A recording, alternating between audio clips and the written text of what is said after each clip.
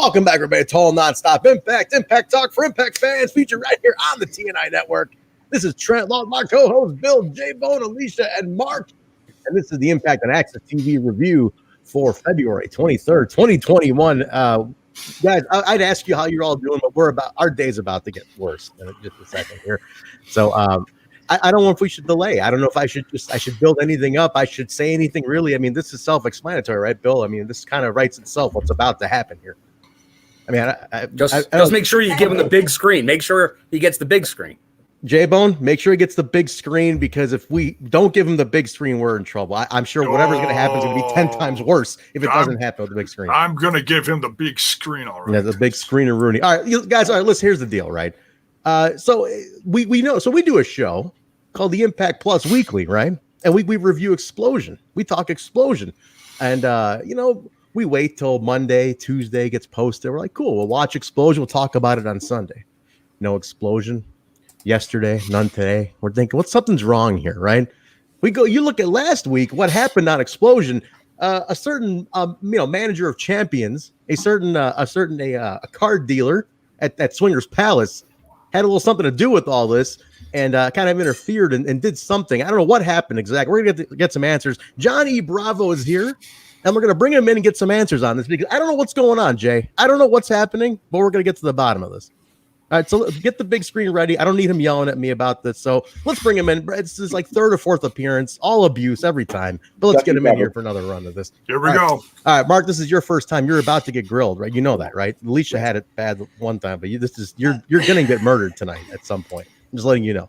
All right, not me. Don't put me in the big screen. Here he comes. I'll put him in right here. All right, Bravo, what the hell's going on here? Take me out of the big screen. Take me out. There it is. All right. First of all, you've already botched the intro. The name is John, capital letter E, period, Bravo, as on the little screen right here. So I'm letting you do that. That's your deal. You already got the name wrong. Okay, before we get into what happened with XPlosion, I want to say my hellos to everybody. First and foremost, I have a bone to pick with Jay. Reverse pun intended. Jaybone. You used to be like one of my favorite people on the show. I had like zero complaints about you like the first time that I came on, but I'm seriously I'm concerned about you. I'm like worried about you. Like, what is going on with you? Well, is there some constructive criticism going on here? I don't know. I don't know if it's constructive criticism or mental illness. Like this old man shtick that you do with the first of all, I feel like you force a joke down our throats every week that I do listen. with it's like an inside joke that nobody understands but you. Like it's like, what is a face botch? What is an insta neck? And what is a Twitter box? Like is that supposed to be funny or something? Like every week I watch it. I look at the people that I'm with and I go, what does that even mean? Like what is the joke? I don't get it. I'd love to know the answer to this too. Yeah, Inquiring minds want to know why this is funny to you and why you're the only one laughing. It's a gimmick, I got gimmicks. I got the headband, I got the lollipops, and I got my little So when you're not paying attention and people are talking and you get distracted and you go, I'm sorry, I wasn't. Is that part of the gimmick too, or is that senile age kicking in? Shit. Like when you're I'm the old man here, but I do have the most experience here. So yeah, are you the crazy cat man? Because I know there was one week you were talking about your cat's feelings, like you moved some stuff around in the house and your cat was upset, and then there was a bunch of cat anus on the screen because your cat's buttocks was in the middle of the screen, and you're holding the cat up, and I'm like, what is going on? John, I'm honored you watch with such detail, though. I gotta say, I take notes. Like when I'm in town, I don't get to see every episode, but when I do, I take notes. Jaybone, I'm just wondering. That's all. I'm concerned about your health and mental health and well-being. That's all. Well, I worry. No. Mental health is about, I'd say about 55% there. So I'm good. Okay, so just do me one favor, and then we'll move on to the next person. Do me one favor tonight, at least when I'm on for this segment, don't be eating the lollipops, because I think that's rude. It's gross hearing the lollipops hit your teeth like a xylophone. It's not very professional. And I just for a few minutes until I leave, lay off the lollipops. Okay, go take your oral fixation somewhere else, if you know what I'm saying. Jesus Christ! That's one bell. Where'd that bell come from? I bought a bell to count the over the top insults are going to come to. That's the first one.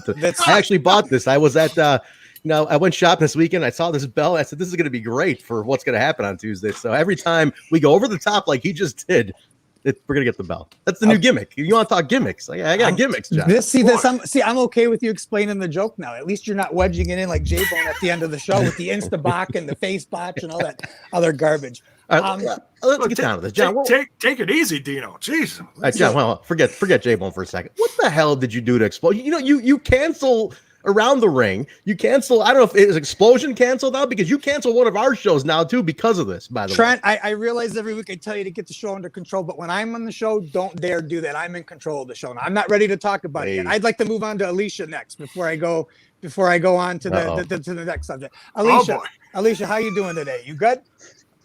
I would like to publicly say the first time that I met you, it was your second day on the air, and I'm man enough to admit when I probably went overboard. So publicly, Alicia, I'm giving you an apology for being so hard on you the very first time that I met you. And here was my logic. My logic was I didn't know who this broad was. I'm like, who is this? Because I missed the week before, right? Like I think we were on the road filming some stuff, and all of a sudden this broad is sitting there, and I have no clue who you are. Nobody told me you were coming in, and I just thought it would be fun to pick on you. In retrospect, it probably was a little mean. So I'm publicly saying I apologize to you. I think we got off on the wrong foot. So can we bury the hatchet? Yes or no? Of course. Oh, good, look at that. Good. Yeah. Because, people were pointing out to me when I come on the show, Alicia shuts down. She doesn't talk. And I don't want that type of relationship with you. And if I'm going to come on, I want to be able to have a banter with you back and forth. And I don't need you shutting down and not talking, because I do think you contribute very well to the show.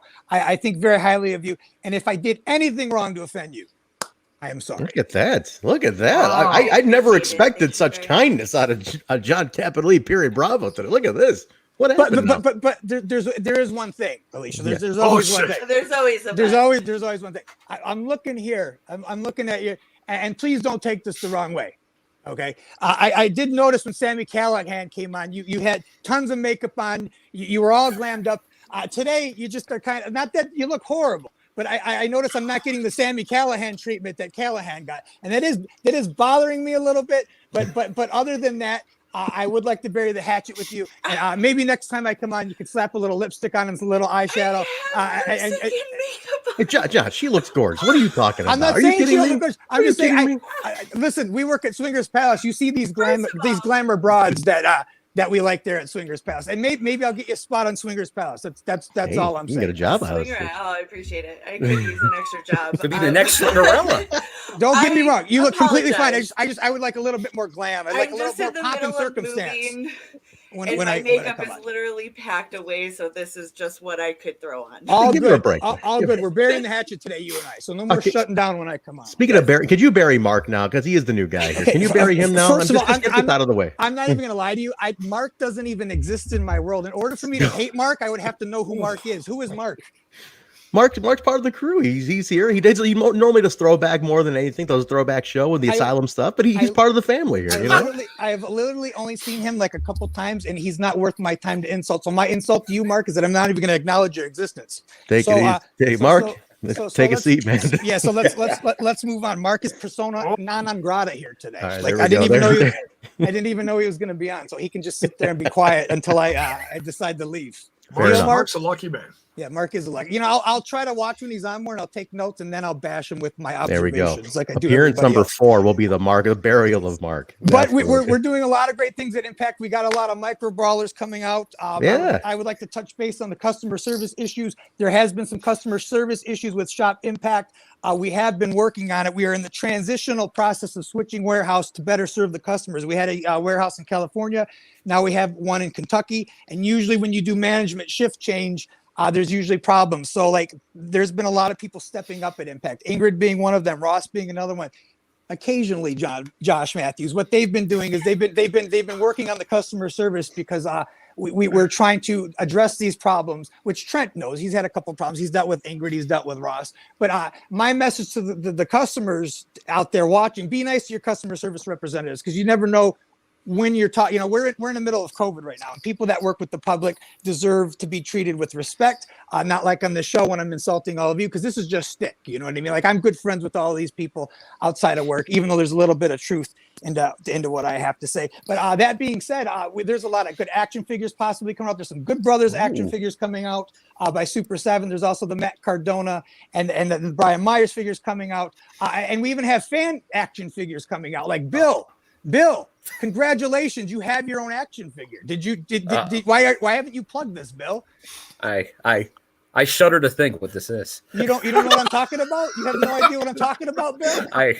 I do Bill, not. You put your own action figure out and you haven't told anybody or like even mentioned it? It must be very closet, very need to know. Trent, you and I talked about this. We did talk about this before we pull it up here, John. Do you want to describe this a little bit more? Working against me. Bill's not too familiar with what we're talking about here. Oh, I'm surprised he had to sign off on his likeness at some point in time. But I was surfing the interwebs, as Jaybone would say, with his hip terminology that he crams down our throat every week. And I'm looking for wrestling figures, and I see an action figure that legitimately looks just like Blair Witch Bill. And I sent it to Trent, and I was like, when did Bill get his own action figure? And he's looking at it, he's like, oh my God, this is Bill. So Trent, if you could pull it up, like, I don't know if I absolutely. Oh, the share screen. Absolutely. Here we go. Tell me Here's this the is not action figure. Tell me this is not the Bill action figure. It's absolutely. I'll tell you, it's not far off. I'll give you credit here. Far off. I have no clue who that is. Actually, that's supposed to be Phil Hartman from Pee Wee's Playhouse, Trent. Oh my That God. looks a lot like Bill to me, my friend. That looks more like Bill than it looks like Phil Hartman. And I think if anybody's out there collecting Impact action figures, you should all buy that up, and we should just paint it to have a moose vest on it, and then that could be our own little custom Impact inside joke. So everybody, I'm not getting paid, endorsed by Super 7, but everybody go look for the Super 7 Captain Karl figure that looks like Blair Witch Bill. Oh, so that is a Super 7 figure. Okay. That's legit. Look at this thing. You could sign these and pawn it off as you, like maybe you on Halloween or something. That's what this could be. Oh man. Yeah. I think that works. Yeah, Trent, as far as you go, I got nothing to bash you with today, because you get enough of that from your ex-wife, and you get enough of that from Ingrid every week. You get enough of that from Ingrid, so like I don't need to pile on the shit pile for you. Yeah. So like I'm just gonna lay off you today. So let's go ahead and ask the questions about XPlosion, and we'll get into it a little bit. All right, well, what the hell's going on here? I mean, like I said, we do a Sunday show, big ratings. We're the only people who talk about XPlosion. Nobody talks about XPlosion. Only we do. The company barely puts a blip out. We're like, don't worry, guys. We'll talk about it. You guys relax on Sunday. Like, the Lord rests on Sunday. You Impact and rest on Sunday. We'll work on Sunday night and put an XPlosion over. But now, what happens here? You cancel XPlosion? I got nothing to do Sundays now? What the hell is this? Well, we'll find something else for you. See, here's the thing. I didn't cancel XPlosion, okay? Dave Penzer and his lack of charisma and talent killed XPlosion. All right, he took over Around the Ring, which I happen to be a guest on at least 4 times in my 4 years at Impact Wrestling. And I don't know if you've watched it recently, but here's my issues with Dave Penzer. Like, when you first meet Dave Penzer, you're like, wow, it's Dave Penzer. It's like the voice of the Monday Night War. Like, if you watch that as a generational thing, like, he has a very iconic voice. And more importantly, he was the voice of TNA for the longest time. True. So he has a very recognizable voice. So you're very impressed when you first meet him. And then you work with Dave Penzer, and you're like, okay, this is the guy. It's like you idolize your heroes, and then you actually get to meet them in real life. Then you go to the bar with Dave Penzer, you're like, this guy's kind of annoying sometimes, So he took it over because everyone else is busy, and they got a lot of things that they got on their plate, and he starts asking these questions, and I come into the room. It's my turn to do it, and like the audio guy and the video guy, they're standing there. They look like they want to hang themselves. I'm like, what is going on? Why is everybody glaring at me? And they're giving me eyes. They're just like, these have been like so bad. They're like, Jiminy please, Christmas. They're like, please make these better. Like, please, like, insult them or whatever. And I was thrown off by a couple of his questions. Some of them were a little appropriate, and some of them weren't, and some of them were a little too shticky for me. And I just we didn't plan it. He just kind of was vibing, and I just was like, wow, these questions aren't really that good Like they were a little lame. Like people want the curtain pulled back a little bit. And he's asking me dumb questions like how did it feel when you got shot? And I'm like, okay, like how do I answer that? So I'm like, okay, yeah, it hit my pec and it kind of grazed off.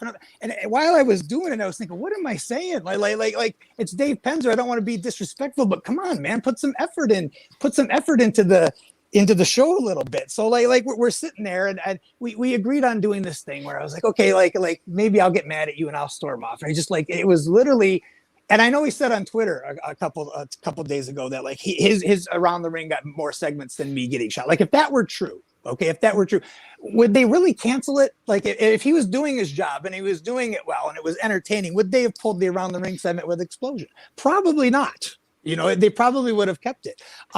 So we can all thank Dave Penzer for killing Explosion. It wasn't me. It was his lack of effort and that he put into it. So he said he had all the inside information saying that he knew that the ratings were huge, and they must, I don't know, they must not have been, because bye Dave Penzer, bye Around the Ring. So are you confirming right here, right now on Total Nonstop Impact that because of Dave Penzer, the longest running Impact Wrestling program, because Explosion predates this Impact on Access TV. It goes back to the Asylum years. It was syndicated. It was a syndicated show going on around the world back in 2002.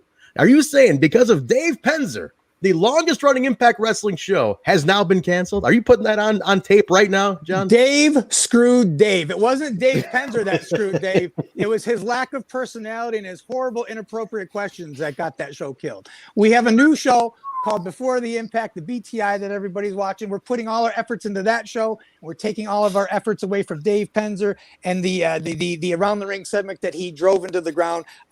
Dave Penzer, I don't know if you were getting an extra paycheck for doing Around the Ring, but I'm glad that I took that away from you because you didn't deserve it. Unreal. When I on Sunday, we were talking about what's now I guess the last Explosion.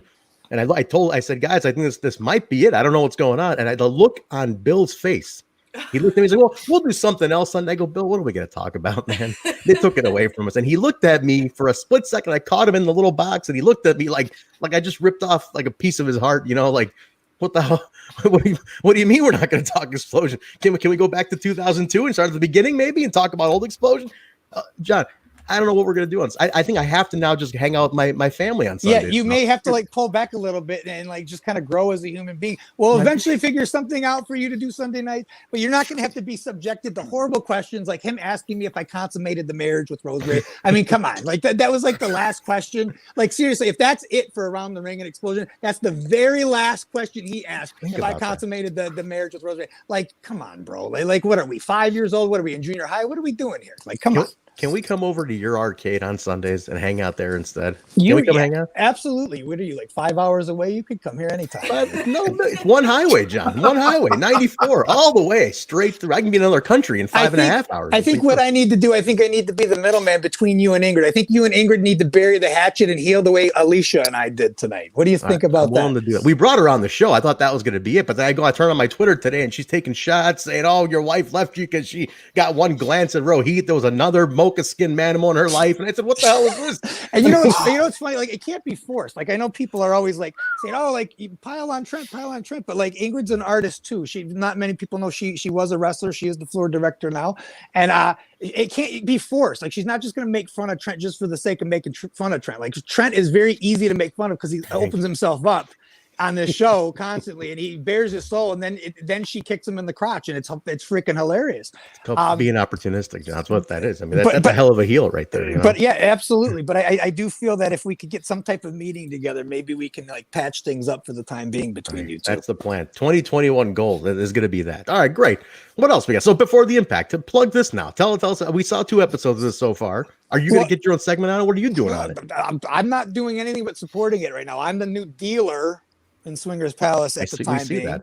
We see that. The Before the Impact, the BTI, it's very unique. It's very different. If you notice, there are storylines that are set up on the actual show that lead into the matches on BTI. So it's not like it's an afterthought. It's not like it's just a match thrown together.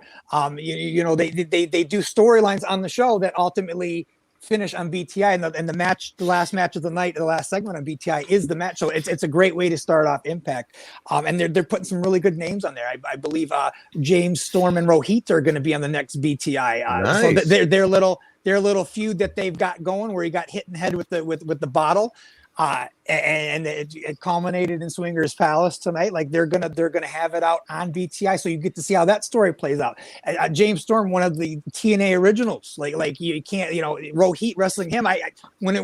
When it was in the middle of tapings, I said to Rohit, that's got to feel good, man. They put you with a guy like James Storm, and I know you can hold your own. And he's like, yeah, man, that's like bucket list type of shit, So it's good stuff to watch. It's very entertaining television, and I think people are going to dig the new format. And the best part is nobody has to listen to Dave Penzer anymore, so everybody wins. This thing with Penzer now. I don't know. I mean, you said yourself, the guy was the voice of a generation, man. The Monday Night Wars, and this is a lot of shots being taken at Penzer here. Here's the other thing about Dave Penzer. Like he gets on Twitter, and he sees me on TV with the dog in my hand and the shiny shirts. Which dog ain't on TV right now because it's a little reminiscent of somebody that used to work there. And if you noticed on my last segment, I threw the dog at her, and he hasn't been on since.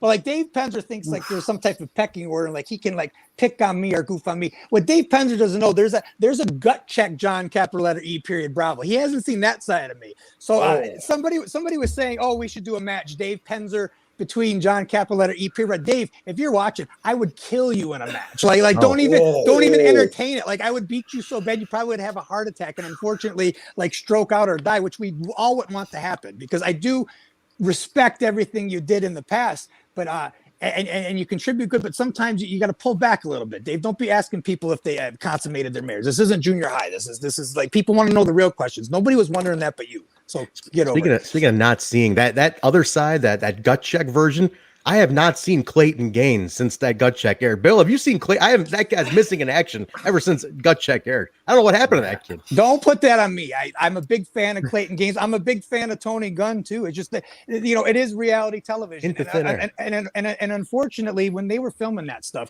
there was a lot of kumbaya loving stuff going on in that filming. Like everybody was like, oh, this is my brother, and I if I win, cool. If he wins, good for him. And they came to me and they were like, there's too much like positivity on this show. Like that's not good television. So they told me some stuff that had happened when I wasn't there, and they were like, go in there and be you. Like none of it was scripted. It was all real.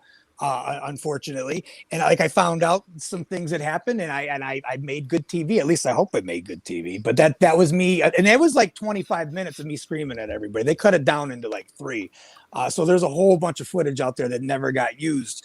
But I'm a big fan of all of those guys. And I've talked to those guys since, I think Tony Gunn has a lot of talent. I do believe we probably will see Tony Gunn in an Impact Wrestling ring someday. Right. Just now was not his time. Same thing with Clayton Gaines, and everybody still to this day goes, well, what does it matter to get up the wrong way? Well, when you're in wrestling, to pull back the curtain a little bit, if both guys get up the same way, you have to create space, especially if you're going to do the next move, like an arm drag, or like if you're going to bump and feed. But if you're both getting up the same way, you're bumping into each other because you're getting up the same way. If you get up and you create space, then you won't bump into your opponent. So like I for a long time I wasn't telling people that, but people are like, I don't understand why. Well, maybe if you all went to wrestling school, you would know why. So quit asking me online. And how about this? We'll work that into a plug. Where can people go to wrestling school, Job? You have to plug a wrestling school to some of these lunatics in the chat here. Well, soon as the border opened back up, I work at the Can-Am Wrestling School, Scott Demore's Can-Am Wrestling School. It's in Windsor, which is literally like 10 minutes from Detroit. I know going to Canada and going to Windsor sounds intimidating to some people, but I live basically in Detroit, Michigan, and it's probably a 20-25 minute drive from where I'm at in Detroit. And when the borders do open, I commute there on a weekly basis, and I am one of the trainers there at the Can-Am Wrestling School. We are still training. It's just right now with COVID, everybody's being safe and doing what we can to not contribute to spreading the virus. And then as soon as it kind of pulls back, we are going to be back in business. We never stopped. Everything's put on pause right now. Will you train Jaybone to be a wrestler? Could Jaybone do like a DDP, like one of those stories where the old man comes out and he's like, I got one in me, man. And you train, can you turn Jaybone into a champion? Can you polish a turd and call it a diamond? Probably not. And Jaybone, unfortunately, between I used to host this with Jaybone alone.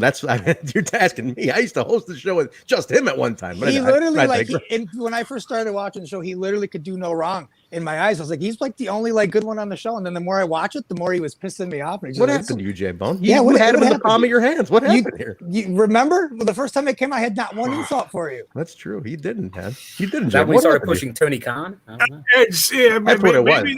Maybe the bone Dana is on a little too tight. Maybe even Vince Russo gave him shit about that bone Dana and the look and the whole Brian Alvarez thing. What did he say to you? You got the Brian Alvarez thing going on. And he said he looked like Spider Nate Webb. He does look like Spider Nate Webb. Sammy said you look like Spider Nate Webb. Maybe it's time to lose the bone Dana, Jaybone. Can you train him, John? Just one. Get him ready. Give him Clayton Gaines. Let's see what happens. Jaybone and Clayton. Oh, Jiminy Christmas! Are you trying to murder me? If we were ever all in the same room together in circumstances where, as long as we filmed it, because I think it would be funny content, I would have like an hour session with Jaybone just to put him through the paces and see how he did it. But we have to film it. We don't want to just talk about it. We want to see him fail miserably because we all know he's going to fail miserably. So. Oh yeah, here's what it'll be. It would be horrible. It'd be me grasping my back after 1 minute and calling an ambulance. No. Here's what it'll be. Okay, Jaybone having his first match, maybe against you, John. Right, Bill in the front row, the lone guy in the front row. Alicia walking him out. She's the valet, getting Bill hyped up in the front row. Marq in the back of the room because he's too cool to watch. Mark's not allowed. He's not allowed. Okay. He shouldn't be on the show tonight. I'm a little insulted you guys put Marq on the show today, but I'm gonna let it pass just because I don't know who he is. I don't know what he's about, and I'm just like, why would you even put him on? He's contributed nothing so far. Marq, you gotta say something before. Here's your 5 minutes of fame, Marq. Okay, here's my 5 minutes. Win me over.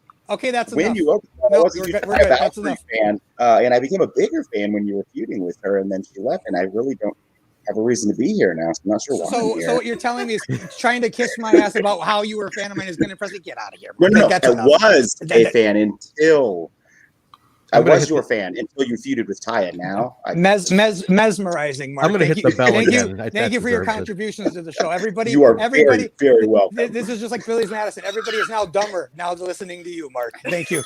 Thank you. Sorry for the bore, Phil. Bravo. Jaybone, can we mute Marq? Is there any way to mute Marq until I'm off? We can cut his mic. That is a gimmick on the show. That is a gimmick on the show. Is it cut? I think Jaybone, do your job quick before he goes really crazy. Are you paying attention, Jay? It's cut. It's cut. Marq, sit tight for a second. You'll be on the review. Sit tight. Yeah, you wait till I'm gone, and then you can come on and talk shit about it. I kicked Kalon off of this show. I could kick him off of this show. Yeah, I kicked him off his own show. Like he left. Gone. Never heard from him again. He crawled back in one day. It wasn't the same. I said, you know what? I do book shows in Michigan. One day when COVID is over, and where you are going to see Kalon versus John Capital E. Bravo. That will happen. I don't know when, but it's probably. I don't know where he's from. But I can make that happen in Michigan in 2 seconds. It's happening. Bill, front row. I will be there. That is something that I promise that you will see someday. Oh man, I will swim Lake Michigan to see this shit. Let's be patient. We'll let COVID go away as soon as people can come back to pro wrestling events in Michigan in a proper way, not this social distancing bull crap. We're gonna sell this out, and we're gonna have a TNI themed show. And we're going to put everybody that listens to the show like in the crowd. Hemi can play with the new lead singer, Sammy Callahan. He'll be there. Yeah. Trent can play tambourine, and Bill has to be in the front row. Alicia can either be a valet or wrestle Ingrid one-on-one. I haven't decided yet as the booker. Marq's not allowed to come. Marq's not allowed to come. Unmute him for a second, Jim. Let him get a word in here for a second. Marq, are you okay with not being there?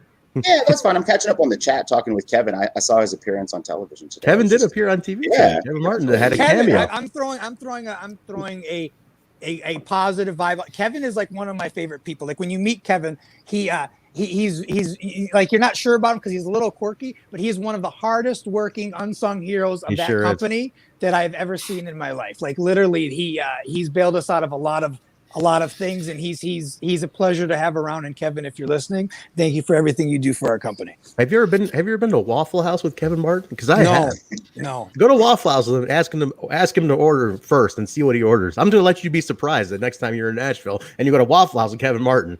Just be surprised at the order that happens. Like I appreciate everything he does. I don't know if I'd ever sit down to dinner with Kevin Martin. Just try it for the story. I don't care. Now that you're intriguing me, I may just to see what happens. But like it's never entered my mind to sit down and break bread with Kevin Martin. But I'm going to encourage you to do it just for kicks. Just for kicks. You get there early one day. Maybe someday that I will. All right, very Sorry, cool. Kevin. Sorry about that. Speaking of appearances, I got to ask you about someone we saw during the show tonight. I noticed somebody pop up on security. It's a guy that's from, well, not necessarily my neighborhood, Jaybone's but neighbor. down the block a little bit, a young Cal hero doing security. Any thoughts on him?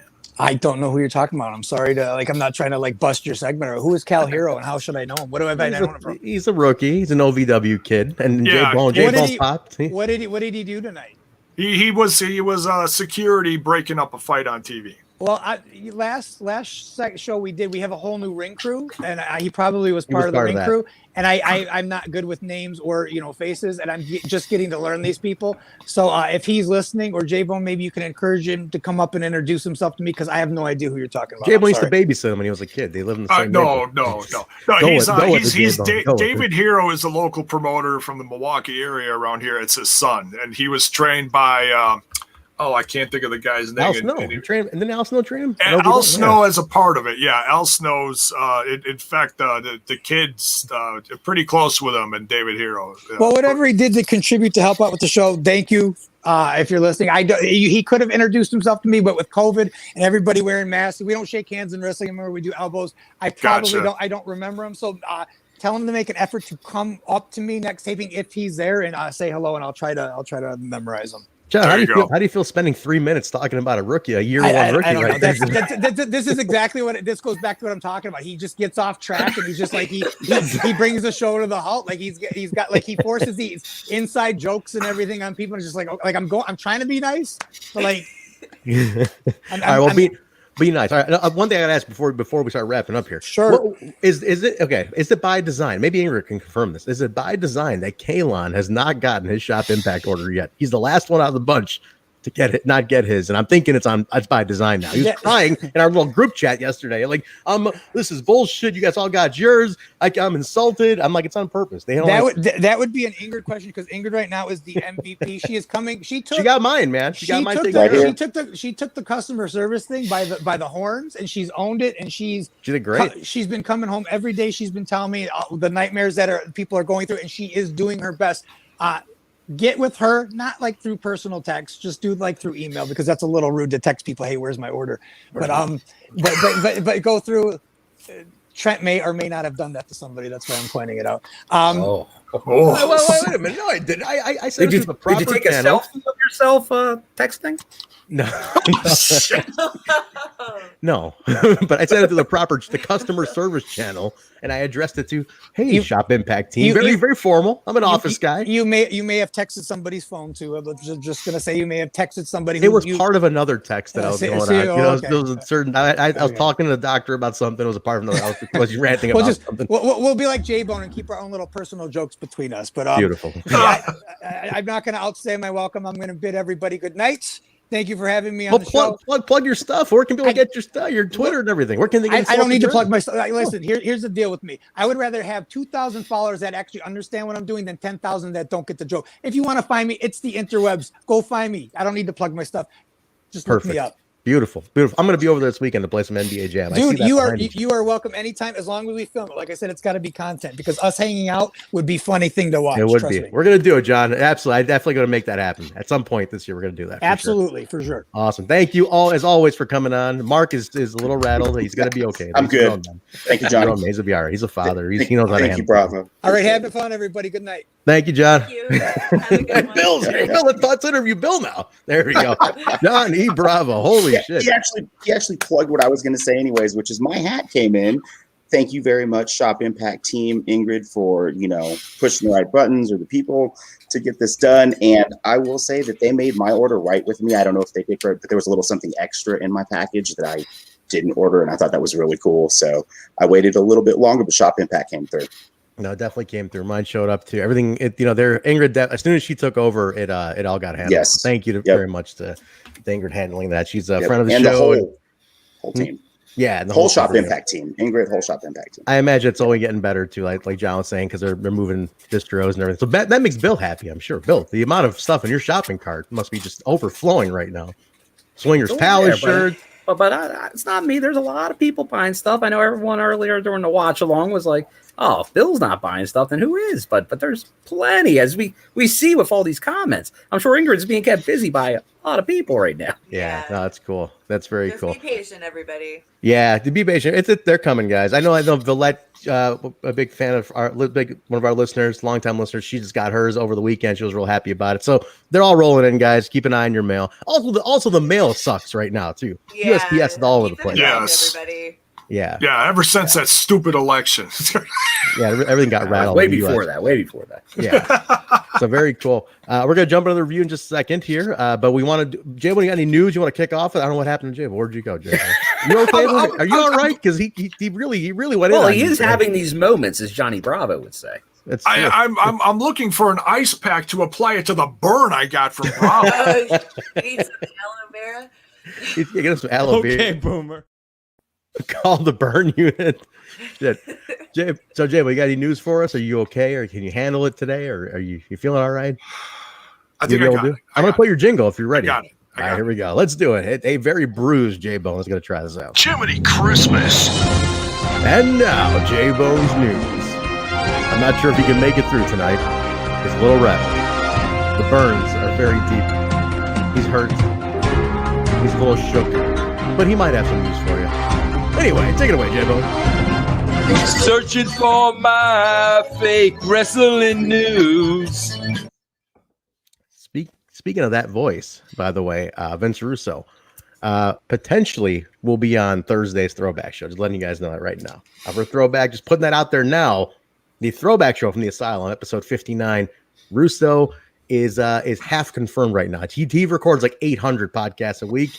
I got to check with him Thursday, but if he is, tune in. He'll be there on Thursday. Anyway, go on, Jaybone. All right, so number one on the list is something that I talked about the other day, but I'll bring it up here because not everybody talks to our what now may be canceled Sunday dinner. Oh, Jiminy Christmas. He's done it again. So, yeah, the first thing on the list is the news of, and this we don't know how long this is going to be. We'll just have to wait and see how long this is. But Tommy Dreamer said publicly on the Busted Open Radio with David El Greco, what's his name? El Greco. Yeah, Greco, yeah. I think you're still got the Johnny Bravo flashbacks. David El Greco, you were about to say. Period. No, never mind. Yeah. So Tommy Dreamer is stepping away from the ring for a while, and it's understandable. You know, he's been doing a lot lately, but not as much as he's used to. And that's the thing that's really affected his in-ring stuff, is because he said he was used to like 200 matches a year. But now with the way the tapings are, he's feeling everything a lot more. So he's a lot more banged up, and it's affecting him. So whenever he does come back, he'll be more than welcome to, because we are a fan of Tommy Dreamer on here. I think I could collectively say for most of us. Who doesn't like Tommy, honestly? Is there anyone really? who doesn't like Tell Tommy? me, I'll fist fight you. There we go. Right now. Alicia, I got your back. There we go. Right, there we go. Everybody loves Tommy Dreamer. So yeah, Tommy, we hope that you come back soon, but we understand, for whatever period of time that you step away from the ring from. Right. Next, we saw this live tonight. A couple things to bounce off of people. Want to get people's thoughts on the re-sanctioned TNA Championship. My God, people. Still a little confused about it all. I'm going to see how it plays out, I guess.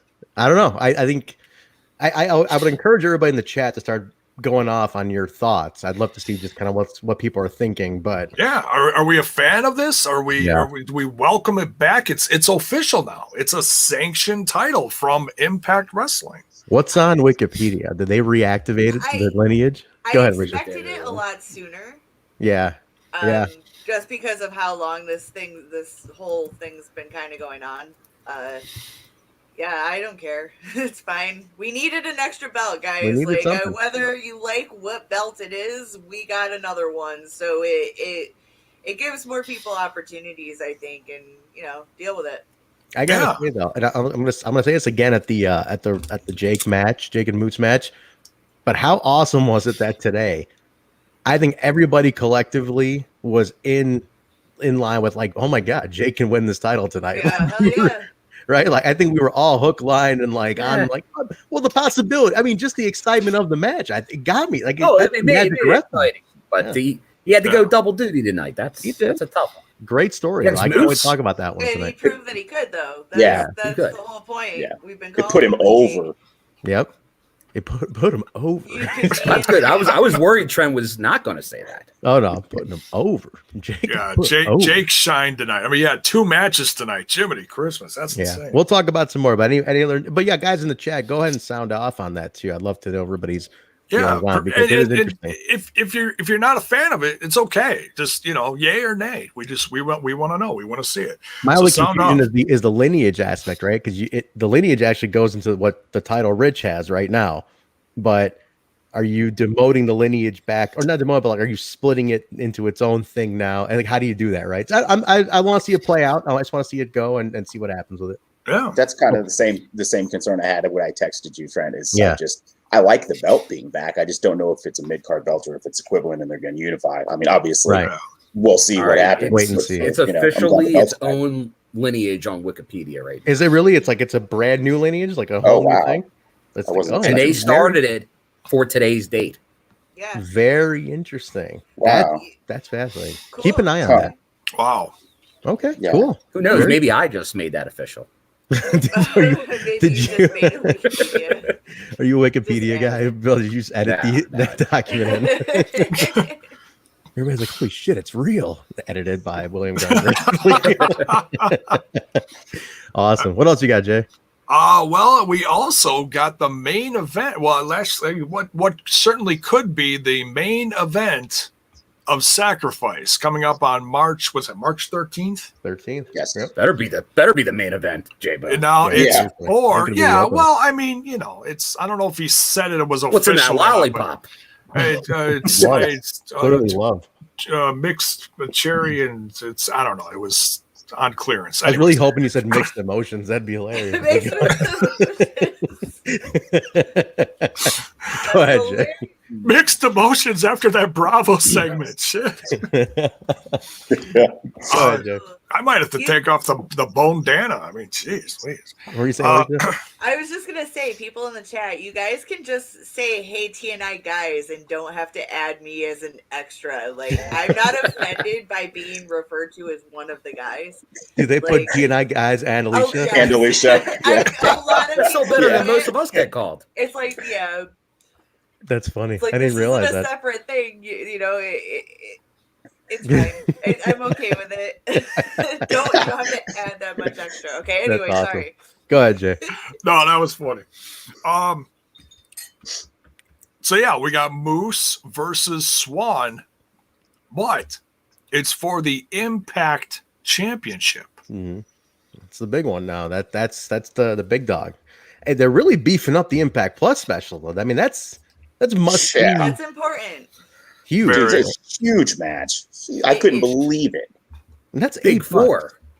Yeah, right there. But that's only $8. I want to remind people that's $8 for the month of content. By the way, you're not paying $40 for that one show. You're getting $8. You're getting that show and everything else. So they got a lot of good content on there, guys. Seriously. A ton of shit. No more. Although we need that hidden gut check content. But no more explosion. God damn it! Thanks a lot. What are we gonna do? I don't know. I don't know. I guess, like I said, I guess I'll just like hang out on Sundays. Maybe fucking There'll have to be file my something. taxes or something. I don't know. It might be the director's cut of BTI. We'll see. Is that when we start the Patreon and start telling the stories we're not supposed to tell here? That's probably what it'll become. We've been talking about this Patreon for a while. That's probably what will happen on Sundays. WCCW rewatch. Let's go. Yeah, Mark's pushing to watch World Class Championship Wrestling on an Impact channel on Patreon. Hide behind a couple paywalls. We're good. All right, but go ahead, Jay. But we're digressing bad. But I know it's all right. No, but that's all I have. I don't know if Bill. I know sometimes Bill's got some stuff. Well, John dropped a couple of things too, also about the action figures. And as far as they've got more. What do you say? Micro brawlers coming out soon. I just feel like more merch is coming, and which is making Bill ecstatic. The money's jumping in his pocket. It's bonus season. I mean, he's ready to spend. Bonus. His pockets are on fire. I wonder Which economy are you in? Bonus. Yeah, sometimes I wonder if Bill's ecstatic or if he cringes when new merch comes out. Like, oh no. God, I gotta more of that. That's a lot. Well, speaking of, I know there was a very exclusive drop by PWTs on the Madison Rain Impact Micro Brawler. I saw that. They were like gone in like minutes. She said there might be another run though. She said so. We'll see what happens. But I did not get a Madison. But I'm not a big Micro Brawler guy. I did get Moose because it's Moose. I got to get Moose. Yeah. But I'm gonna have to go take a ride a few miles down the road over to Pro Wrestling Tees and call on a favor or two and see if I can squeeze out a Micro Brawler for Alicia or something. You know? But we'll see. But a Swingers Palace shirt, I that for sure. That we need. That I think we should all be wearing one of those at some point. But cool. That's it for the news, I guess. Nothing else really. Well, there is some new merch though, right, Jaybone? New shirts on the site. Oh, Eddie Edwards. Eddie Edwards has a new shirt on Shop Impact. Yeah. And it looks like it's got some Japanese writing on there. So it looks like it's a bit of a throwback, but it's got the green colors. So cool. Awesome. All right. Let's do this, guys. Let's jump in. So let's start with BTI real quick. We just mentioned the match. You two did the co-stream of BTI. Bill set up the match. What do we see on BTI aside from all the other BTI content? We'll start with the match and we'll go into Impact. Well, as we're talking about the Swingman, Daddy. And I'll tell you, I popped for this.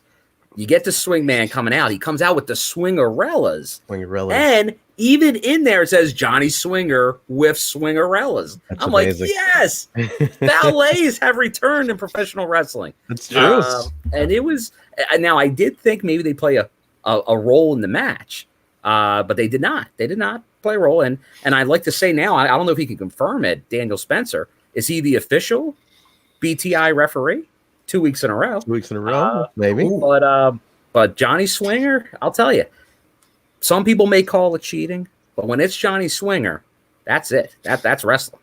It's called being smart when it's Johnny Swinger. Being smart, Daddy, and he's got it down. Like if you don't know, you got to know what you're getting in the ring with when you're. Sorry, Follow Bob. We all we love Follow Bob around here. We love Follow Bob, but you don't mess with the Swingman like that. You got to know what's coming, especially when he's operating. He's the owner and proprietor of Swingers Palace, and just listen to Chris Sabin. He loves that place, so you don't mess around. Bill, are we wearing the same T-shirt today? Oh, we will the Mack, man. Oh my God, I was wearing that shit yesterday. I was doing the watch along. Yeah. I just put this on. You watched the watch along. You would have known already. I didn't pop into the watch along today. I was doing other stuff while I was watching the show today. I did not pop into you guys' watch along, and I didn't know. Shit. So we coordinated. I'm sorry. What shirt is everybody else wearing? Hey, what else? What do you got, Jay? Jay's got the montage. Yeah. What do you got? You got the Rosemary. What do you have? Susan. Oh, badass. Nice. What do you got? Oh, you got the Susan shirt. Oh, yeah. You got the Rosemary. Now I could have worn my Johnny Bravo shirt, but you don't do that. It's like going wearing the band. Wearing the band shirt to the band. Yeah. Oh, he had a Slammiversary shirt, right? Is that the shirt? Well, I got the one with Rosemary and Ty in him. Yeah. Oh, the BFT his first official Impact T-shirt, I believe. Okay.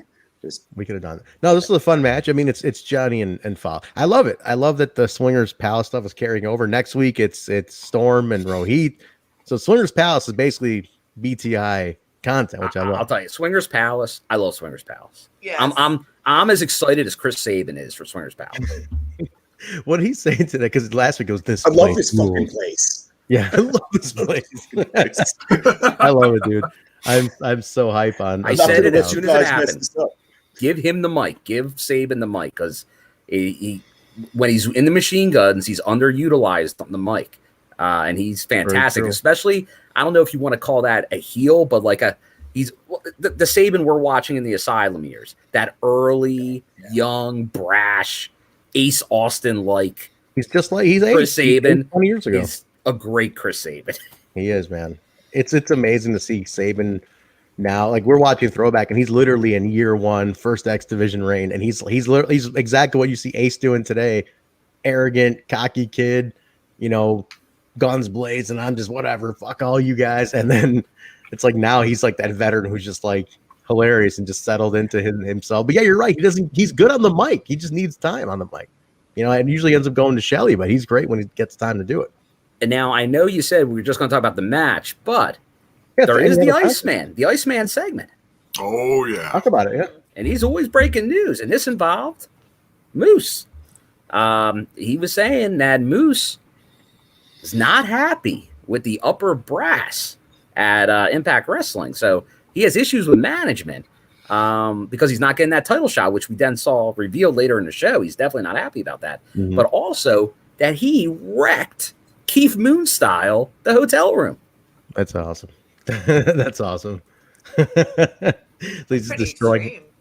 It is pretty extreme, but that led into what we saw later on in the show, which is Yes. interesting, right? That you gotta kind of pay attention to the Iceman segment because 2 weeks in a row now we've seen that play out on the main show. Yeah, if we're assuming that tag team is Nevaeh and Havok, which it seems like it is. Yeah. Who else? But we is don't know feuding? that, but No it one seems else is like it. feuding. Yeah, they Yeah. are feuding. Now, what do you guys in the chat think about the Iceman segment? I see like Mir saying he doesn't like it. He's not a fan of it. But what do you guys think about it? Just sound off in the chat. Are you guys fans of it? Are you digging it? Do you want more out of it? Do you want to have more maybe on digital or later on, an additional piece of news or something? How do you guys like it? Sound off on that. Yeah, and the Iceman did does get have his his own handle. Twitter now. Yeah, he does. He did it before. Now he does. Yeah. Yes. So I'm here Iceman for is him available. feuding. I'm here for him feuding with Scoop over who gets the scoops. They kind of like hinted that. at that today on Yeah. BTI, right? Who's Yeah. got the better scoop? So is Yeah. that a feud? Maybe a potential Yeah. feud? Yeah, That's the it's- next feud. We're putting that on the It's what's already Josh going on. Matthews, man. It's on Twitter already. He's getting them feuding. I am so proud of this bell, guys. I was like, I was buying it, and Nicole's like, "What are you buying a bell for?" I'm like, "Here's gonna be my thing on the show. I'm gonna hit it every time something funny said." And she's like, "How much we is get that?" so I'm like, annoyed we take Yeah. the show away from you. Kick him "Yeah, it's off. like me cutting my mic," but I'm like, "It's gonna be every time something like noteworthy, something like I'm gonna gimmick it in." And she's like, "How much is that?" I'm like, $4. It's on clearance. Oh yeah, your neighbors probably think you're an asshole. Oh, they probably hate me. I think my neighbor's an asshole too. Anyway, So it's the fine. feeling's mutual. I'm sure he went and bought a bell too, just to be like, "Fuck you." Probably right. No, my my parents visited today, and for some reason knocked on the neighbor's door by accident. Oh no. And so when they got to my door, I'm letting him in, like the neighbor, and my dad's like, "Sorry, we had the wrong apartment." And I'm like, "What happened?" They're like, "We thought that was your apartment." I'm like, "How'd you forget which one I live in?" And I'm like, they come up, I'm like, "God, I'm like, she is such a bitch. I wish that was the last one you knocked on. She's the worst neighbor ever." So Never yeah, gonna hear the end of it. I hope she hears this. That son of a bitch. Exactly. But all right, let's jump into it, guys. Let's get a kick off. It start off hot. We had a hot match. Marq, Yeah. since you didn't get to talk too much on the go ahead. I do want to mention. Something Sure. that John Burton got kicked off his own show by Fire and Flavor. They took over the end of BTI. And Kevin Martin had a cameo on BTI today. Superstar did. Kevin Martin. Big This is- Kev. Oh, This is Impact listening to my most popular tweet ever, throwing out that Fire and Flava testing the waters for a show. We're going to put them on their own show, 2 hours on Access TV on the weekends. Fire and Flava's Variety Hour. Man, Whose uncle is this? If the 80s don't come back and get their uncle for real. can you just imagine? sad. Can you imagine that though? Like I'm just doing like a variety hour, playing like That'd be music great. videos, talking shit. They were awesome tonight. Put it They on They the were announcing the channel. match, announcing the matches and stuff at the end of BTI. Jordynne, like the way they're pronouncing the names. Well, honestly, is that going back to the T-shirt snafu? Are they playing off that? I wonder. I could be. I don't know. I don't know. I mean, it was up there for a hot minute, and that was it. Like the misspelled t-shirt, but I don't know. Could be, but no, they were great. Those two are they're gold, man. They're absolute gold. So good for them. Yeah. It looked like $1 million on there. They did.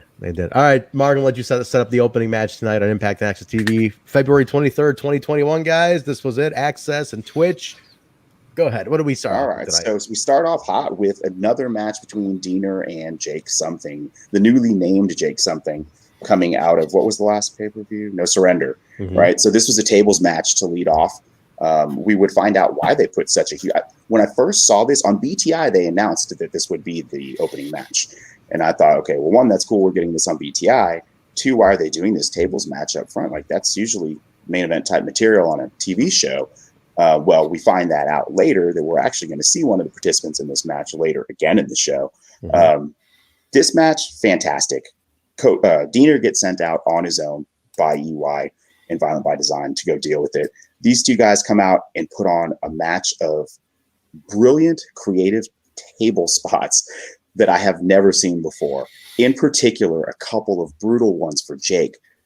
One in the corner sliding where he takes the table in the face, and it looked like he actually, I think maybe he got hurt. Maybe somebody can confirm that works there. But and then there was another one on the outside that was very similar. But these guys worked, a 10, 11-minute match, tons of psychology around the tables, great support from commentary on how they got here, the psychology of the table itself, how you set it up. You have to worry about playing defense and avoiding your opponent and what kind of maneuvers can put you through it. Eventually, it ends up on the outside. We get on the ramp. We get both men at the top. We get a Deaner DDT into the stage.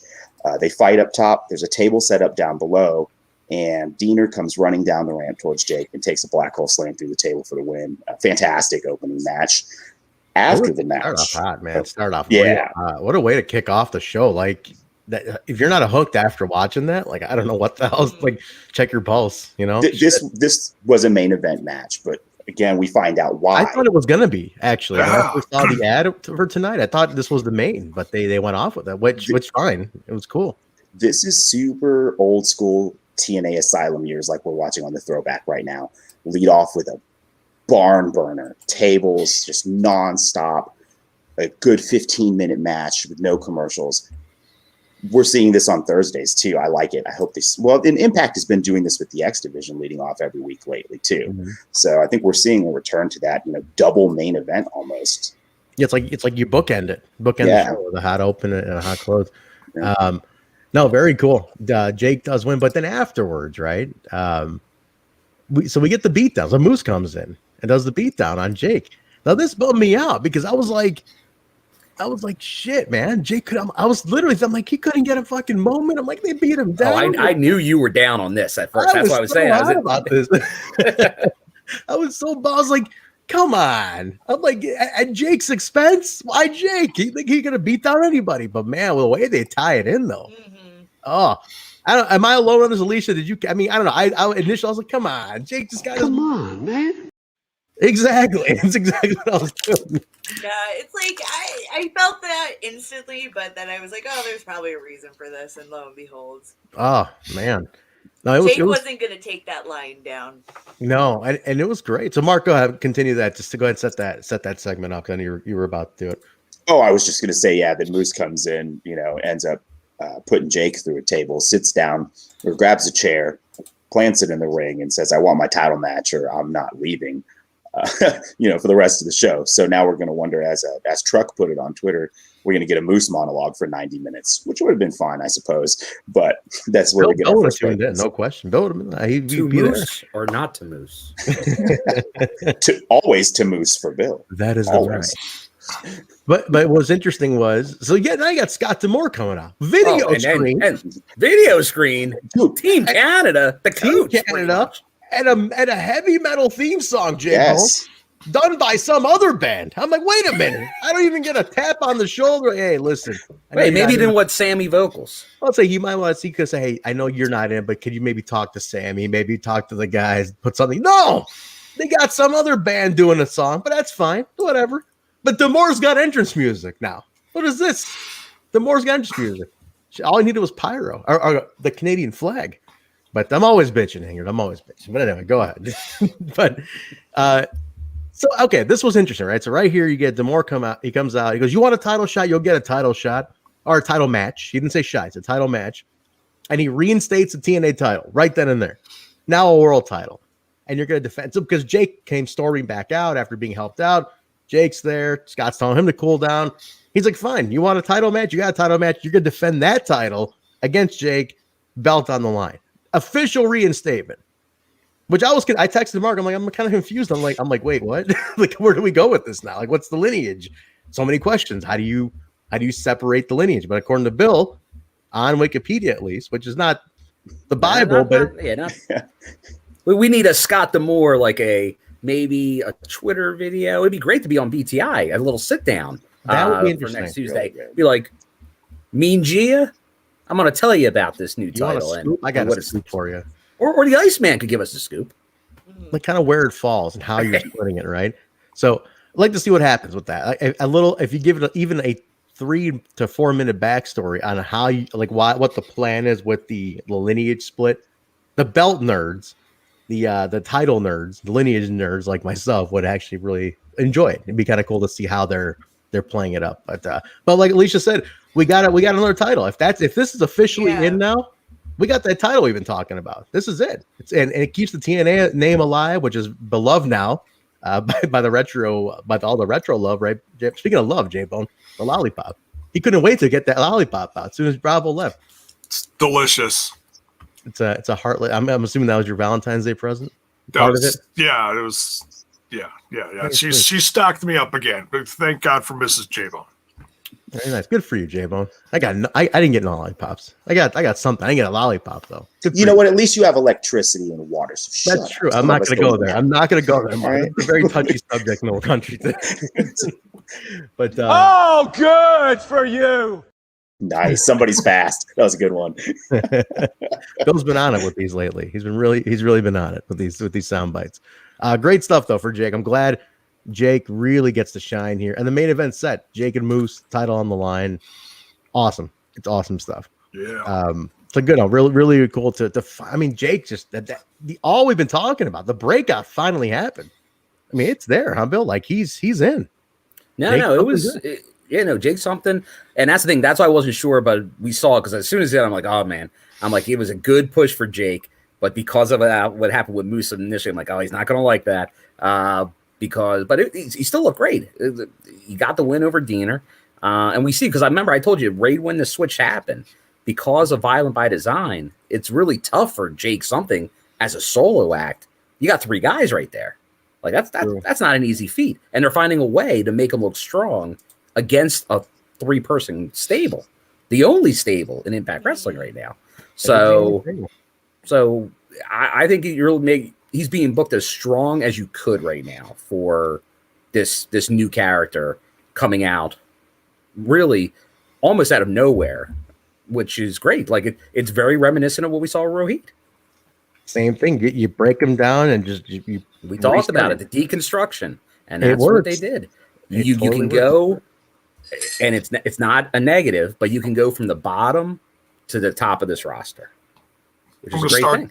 I'm just going to start calling him No Jokes Jake. He's definitely serious now. There's no more of that. He did cut a promo on BTI. Yes, he did get some promo time. Gold. Yeah. Yes, and it was good. If you guys missed it, that is on digital. That's on Twitter. If you missed that promo, it is really good. And there were a couple of the Impact until after the Impact. Oh man, there were a couple of backstage segments that led into matches on the card too. Just fantastic storytelling through BTI. If they keep it at this level, that show's going to remain relevant. That's the thing. Like the show has a lot of value already. You know, it feeds the main show a lot. Which you guys keep this up. I mean, just keep tuning in, guys. Keep the rating steady. It charted last week. They're really happy with it. So keep that up. I think we went right to a second match. There was no in-between segments here, if I'm not mistaken. I think we were right. We did a commercial break. Now, one thing I want to note down. Scott did mention that Swan was not in the building earlier. That comes back to play into everything. But he mentions that he's not. But anyway, just be careful. The coach wasn't always honest back in the day. That's true. I think we went right into the X Division match, which was Trey, Willie, and Josh taking on Chris Bay, Black Taurus with Decay, and Ace Austin. They had a backstage segment on BTI also to build this up. Was this for anything? Was there a contendership deal involved here? How did they? I totally missed this. So the winning team of this match gets a triple threat. That's that winning team, and the winner of that triple threat becomes the number 1 contender to what's his butt. That's right. Yeah. Okay, that's what I missed. Like, what was the setup explained as far as who was, what team wins? Okay, so that was the last week, the Ace Austin in Scott's office, where TJP just set up camp. That's right. Months, it seems. And he said, "Well, you have to go through this and this." And he's like, "I got to jump through all these hoops." Yes, he's just there. It's just come on, man. You don't say that to Ace Austin. You know, somebody in the chat pointed something out here, Bill. You mentioned Violent by Design. I did see Ingrid. She's. I'll say that she's right. But these are new stables, very new. True. Like Black Taurus has been on for a couple weeks. 2 weeks as a third member. And Susan, okay, they are 3 right now, so I'll give you it, but it seems loose. It doesn't seem like Deanna and Kimber are all that thrilled with Susan. So and you don't have a name, right? They don't have like a team name. They don't have a name, and EY is, I think, Violent by Design is going to have more than 3 members. I feel like they're going to probably end up maybe at 4 or 5. Yeah, I think that one's going to keep going for sure. Like that feels to me that's a true stable in my mind. Now that the other ones aren't, I'll give them technical stables. All right, fair enough. We'll this X Division match was fucking great. Like, this was really still good. stable. Yeah. Still stable. Any thoughts? I want to go around this one because this has stakes, right? You get the triple threat next week. Alicia, any thoughts on this one? I thought everybody, again, this is your X Division, and they all look fantastic. So, man, lately the X Division's really been stepping it up and putting on showcases to really show what Impact has to offer as far as people who can really move and groove in the ring. It's your next level. This is your next group of. I mean, out of these 6, I swear at least 4 of them are world champs within the next year or 2. You know, I mean, like this is your next stable of stars to just be your top. I mean, some of these guys have already main evented shows at this point. So right, like and will again. Absolutely, it's happening. Go ahead, Jaybone. Oh, I was just agreeing with Alicia there about they absolutely will. You got Trey, Ace headlining. Everybody, has done this and that. This was a blast. I see someone in the chat mentioning Trey Bay in the beginning was awesome. Yeah, and everybody shined. And I really gotta say, I was very impressed because we're getting reaccustomed with Taurus here. And he's so good, by the way. How cool is he, man? Yeah, like he fits right in. So unique. He's so unique.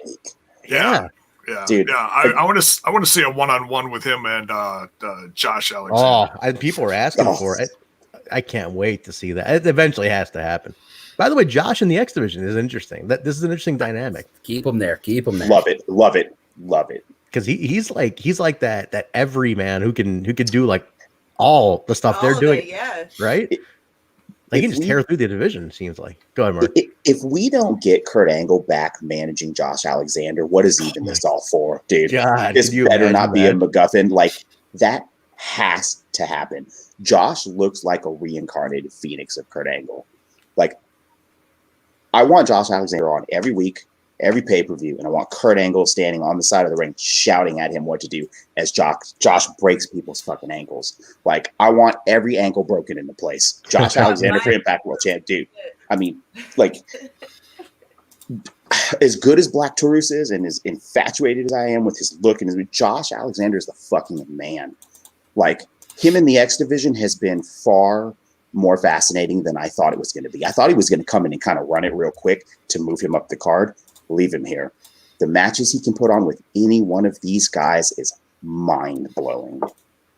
Josh Alexander for president, man. Shit. He's extremely versatile. Well, slow down. For Prime Minister. Come on, man. Come on, man. Okay, Prime Minister. You just got a new president. Come on, man. I'm greedy. Give me Josh. I love the idea if you can, like, looking over seeing Kurt Angle manage Josh Alexander. I mean, we're getting way ahead, but then what's Coach D'Amore gonna do? I mean, he's running the place, man. He's reinstating titles. Team Canada in no time. Don't you worry about it. Bill's holding out because he bought a bunch of merchandise, and he's like, I got the Team Canada merch burning on the Canada stuff. It's burning on the table in front of him. He's like, I gotta fucking use it. Can you guys give me a reason to use this stuff? He's got a Tron now. I can break that out anytime. He does have a Tron. I got my blazer. I got my jersey. I can go all Team Canada. What did we got? Is that video? Yeah. Look at that. On PS2? Is that a PS2 version? I believe so. It's PS2. Nice. Yeah, Look at that, guys. I love the coach, but it has to be Angle. We have to get Angle with Josh. I love that game. Just so perfect. So perfect. Yeah, I agree with you, Mark. By the way, the game is still one of the most, like, I was looking at, like, just stuff for, like, when we code our videos and things like this. I was looking at, like, the most searched for Impact related terms, like, on the net.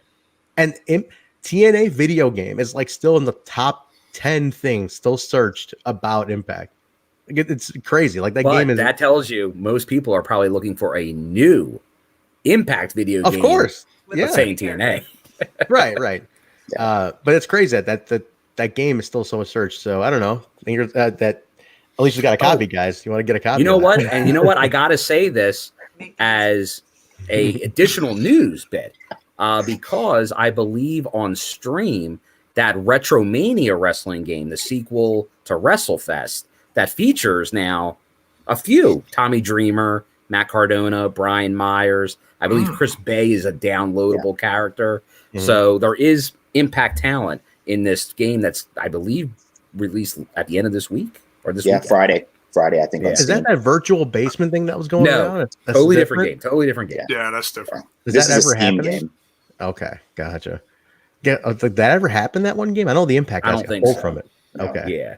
They're still working out stuff. Yeah, these take long. These take years. Like you hear about them, and then they take like 2 to 3 years of development. Gotcha. Now, anyway, to close this match out, really, really good stuff. X Division classic stuff. I think Trey looks incredible since coming back. I mean, he wasn't gone long, but man, whatever water got into the water in Ohio, like shit, man, the dude is. Oh, you mean that passion water? Yeah, the passion water. There we go. Perfect segue into the Sami Callihan backstage with him now. I love these.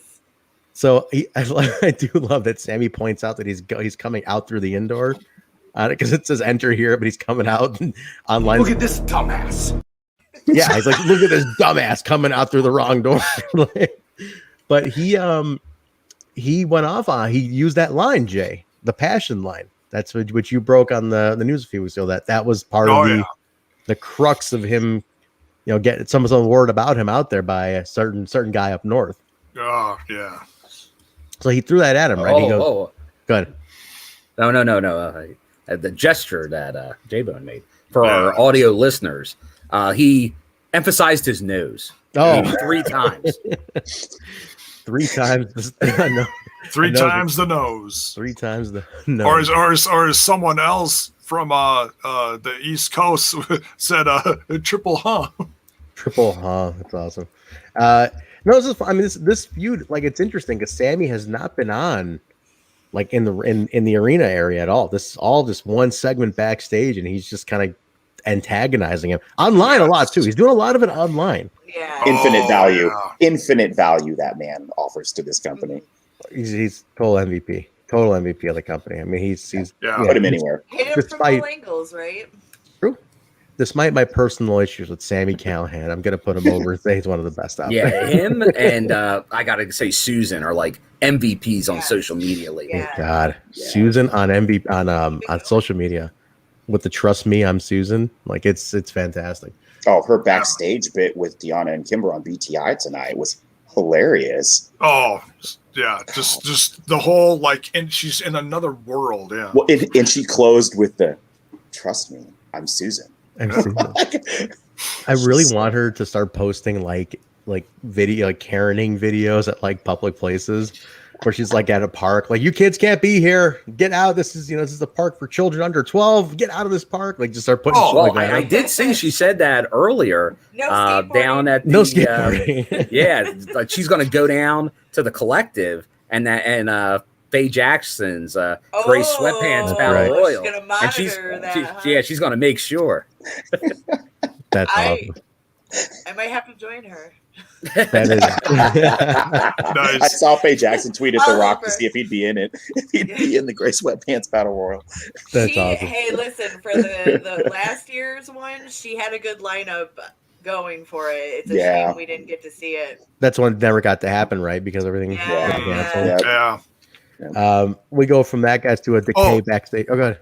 Yeah, real quick. In this segment, they broke up. Security came in to break up the fight between Sami and Trey, and that was the Cal Hero appearance. Yeah, Bill, how big did he pop on your watch along for this? Because he popped pretty big. I knew he would. Because it's like a year one rookie, right? Like he's a local kid. He's like down the street from Jaybone. But I texted him and I go, is that Cal Hero? He's like, yeah, dude. It just said, dude. It's like, I felt the smile through the text. How happy he was that this local kid got it.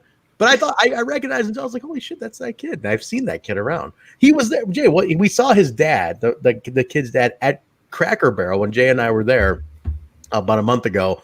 We saw the dad sitting there at Cracker Barrel. It was hard to tell because I didn't want to make it obvious like I'm staring. It was either Dave Hero or his dad. No, it was definitely him. It was definitely the dad. It was the father of this kid. But anyway, I was like, I know he popped. I'm not like this guy on the watch along popped like somebody just won a gold medal, man. Like this, like, oh my God, it's one of my boys from Wisconsin. Jaybone, should be ashamed of yourself. Hey, and he's on the cover of the latest OVE video that just dropped a few days ago on their channel. Yeah, he's got someone in a headlock or something. Yeah, so yeah, Cal's making towns, baby. Very proud of him. OVW, yeah. Okay. Yeah. Jesus Christ, but you're trying to put the kid over and you botched already. Sadly, I understood about half of that. What I say? You botched. You called it OVE. You're out. You're out. You're done. You're done putting this kid over. We spent 8 minutes on this kid already. He's had like 3 matches. OVE, OVW, whatever. It ain't no secret. I need a job. We're having the same thought here. The kid knows where he works, for crying out loud. Let me play this one for Jay because I just want to flip this at Jay. Pathetic. You know what, Bill? I'm going to leave the sound bites to you because I got my bell now. That's all I got. This is horrible. Bill, please Zach Morris me, please. The bell specifically. You got the bell. You don't need the Zach Morris anymore. I got a bell, Mark. I got a bell. I need control. Just of the Zach Morris soundbite. Yeah, this is horrible. Great soundbite. This is horrible. Let's keep it going, guys. We get a Decay. That's awesome. We get a Decay backstage segment. Really cool. Really well done pro. Again, Taurus is an intriguing aura, man. I just love the character. He's just a cool character. He brings such a new element to Decay. I really dig it. Even if it's temporary, permanent, I'll take it either way. Yeah, I love it. I just love the character. He's growling. He's like an early Abyss type. Not to do the obvious comparison, like, oh, it's him in the Abyss spot, but he's that level of mystery. Like Abyss was in Throwback. We're watching Throwback. That's what Abyss was. You didn't know shit about but Abyss wasn't a mystery anymore when he went to Decay. He was a known entity, but he was beautiful. He was beautiful. He was creepy almost in Decay. He was creepy. He was a different kind of creepy. He was like a Rob Zombie movie creepy. Yes. Good comparison. I like that. But I said from the get-go, if this is the long-term Decay, I like it. I think version 2.0, obviously they got titles to go after and things like that, but I like it. I think it it's very fresh. It's a fresh perspective. And obviously Rosemary, pretty much everything she does turns into gold. So I'm in. Yeah. She's going to go down as one of the most intriguing and polarizing characters in wrestling history, I think. She's so interesting. Like just the commitment to the character. Some people, you watch them and you're like, well, you're playing a character. Like, you're watching TV. I know you're all playing characters. There's this moment of Rosemary when you're watching her where you're just like, man, I almost for like that split second feel like that's how she is 24/7. You just kind of get into that zone with her sometimes. Yeah. She's so good at it. Go ahead, Mark. For as good as Susan Susie is at playing all three roles, when a certain someone up north retired last year, in my opinion, Rosemary became the best long-term storytelling character left in the wrestling world, period. Her stories are so deep and they go so far back now, and she's been so consistently good with them, and she's always in character. She's fantastic. She's an absolute gem. If she doesn't go into acting after wrestling at some point, go to Hollywood, it'd be a tragedy if she doesn't go into Hollywood. She's that good at what she does. Her and Sue. Yeah, no, that's what I'm talking about, Sue. If Sue doesn't go to Hollywood, but no, Rosemary, an ultimate character for sure. Next segment was the AEW commercial. This is probably my most hated one out of all of them. Yeah, it was terrible. I absolutely did not like this, and I'm not trying to just hate because I don't watch. I'm not a big AEW guy, but I just did not. I could file an injunction. File your injunction because I didn't like this one at all. Okay, I'm going to put that out there. I'm the defender of these, and I thought this was horrible. I just felt like you had the wrong people in it. That's my thing. You did not have a strong, and I get it. from one perspective, you're gonna try to get your young guys some TV time. You anchor with a couple of veterans. You got Matt there. You got Brian, who's a former champion. Feature a bunch of the young people, right? Get them some more TV time. But Jay, I'm gonna go to you because you do AEW reviews. I mean, I don't know. It felt so. This one felt so awkward to me. It was cringy to me. How could you say this fell flat? Did you see the star power in there? I mean, no. Come on, man. We had big money Matt. Matt's fine. You angered it with Matt. With his protege, almost became Impact Tag Team Champion Isaiah Cassidy. We had former Impact Wrestling Brian Cage. Do you need me to continue with the star power? Okay, I will. You had Britt Baker, star of the AEW women's division. She is just knocking it off. See, there it goes, knocking it out of the damn park. Look, I talk about this every Rebel Wednesday. was the biggest star there by far. I know what I'm talking. Well, okay, Rebel was there too. She does, she does makeup or something. Yeah. Is she wrestling there? Rebel wrestling there? I don't know. She had manages. Oh, okay. She had a match. It was glorious. A current AEW star, Jaybone, wants to tell you something. I just want to play this for you. You've stepped over the line now. You've taken it too far. Yeah, you're putting that over. You've stepped way over the line. But I laugh though. Brian Cage trying to be an edgy guy literally says that was the last time. I'm a former Impact World Champion, and that was the last time the title was any significant whatsoever. I'm like, what the hell are you trying to say? I don't think he was even saying it with a straight face. I think he stumbled, and I was like, you guys didn't. Nobody told him to reshoot that. What the hell are you saying? It doesn't even make any sense. And then Alicia pointed out something great. He's like, significant. He was injured for half of his goddamn run. What the hell significant are you talking about, man? Somebody call him out on Twitter about that. I already did when it happened. Oh, you did? Good. Yeah, I don't even remember what I said, but it's like, I don't know who you're trying to throw shade at, Cage. Like, shit, man. Brian Cage, opinions of Cage aside, let's just talk about that title run that was absolute garbage hot shit. I'm not talking about Brian Cage. We're talking about his title run, which is what he was specifically talking about. That title run can eat my whole ass, Brian Cage. It's terrible. Tell us how you really feel, Marq. This is the gun. This is the machine gun. Bill, give him the gun of the night. Can I give you the bell? Mark, do you want the bell instead of the gun? I don't want the bell. I want the bell. I was like, give me the bell. Do you want the gun? Do you want a Jaybone gun or do you want? I want Kenny. I want Kenny and Don. Yeah. Give him the Kenny and Don. Everybody wants Kenny. Everybody give him the gun. Kenny. I could have hit the bell like a There's gun Kenny. too. Go ahead.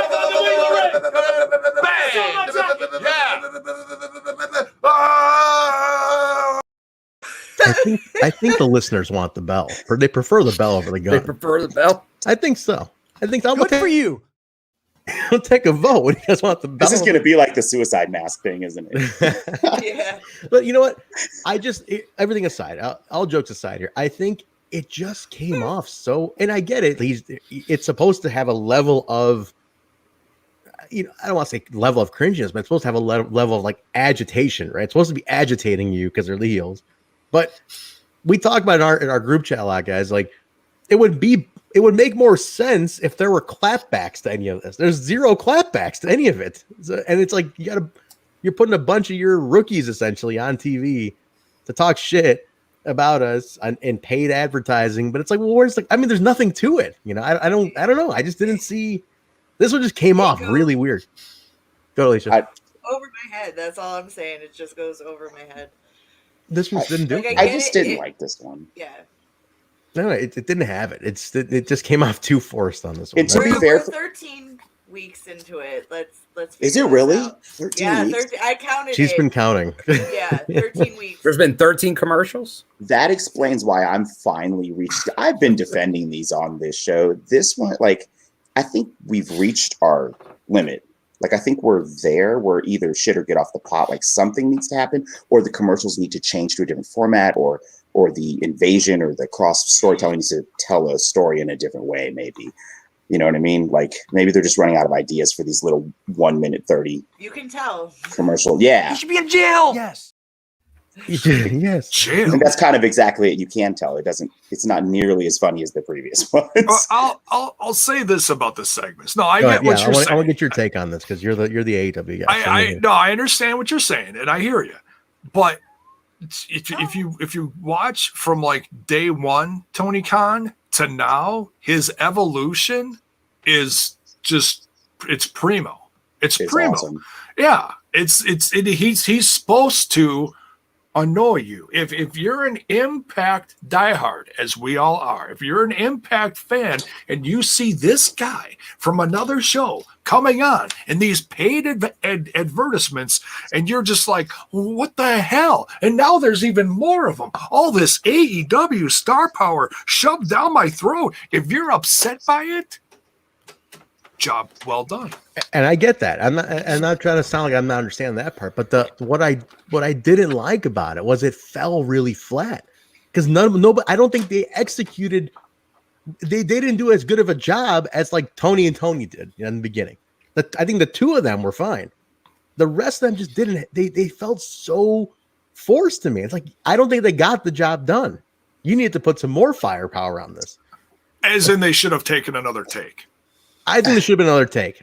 Truly like producer mind. I'm thinking like cast maybe. And I mean, you had Matt was like your big anchor, right? And he, of course, he knocks it out of the park, and he's the one guy who's the most effective in that whole thing. But go ahead. I think they need another take. That's because he's tied to a story, and we have background. I've been defending these commercials too, and I've enjoyed them all. This one fell flat too because it didn't tie in. It was literally just them saying, your company sucks. Watch our show tomorrow. Here's the card. Right. Only Matt's bit had a direct storyline tie to Impact fans where you're showing this commercial that would make us engage. And like, maybe they need to revisit what they're doing to engage the fan base that's already watching this show too. You know, I think it's just getting stale maybe. I just want another 13 weeks of the That's a long time. Gimmick is kind of a long time. Like, it's a long time. Switch it up, figure out something, but it's literally the same thing every week for 13 weeks. Impact sucks. Shit on Impact.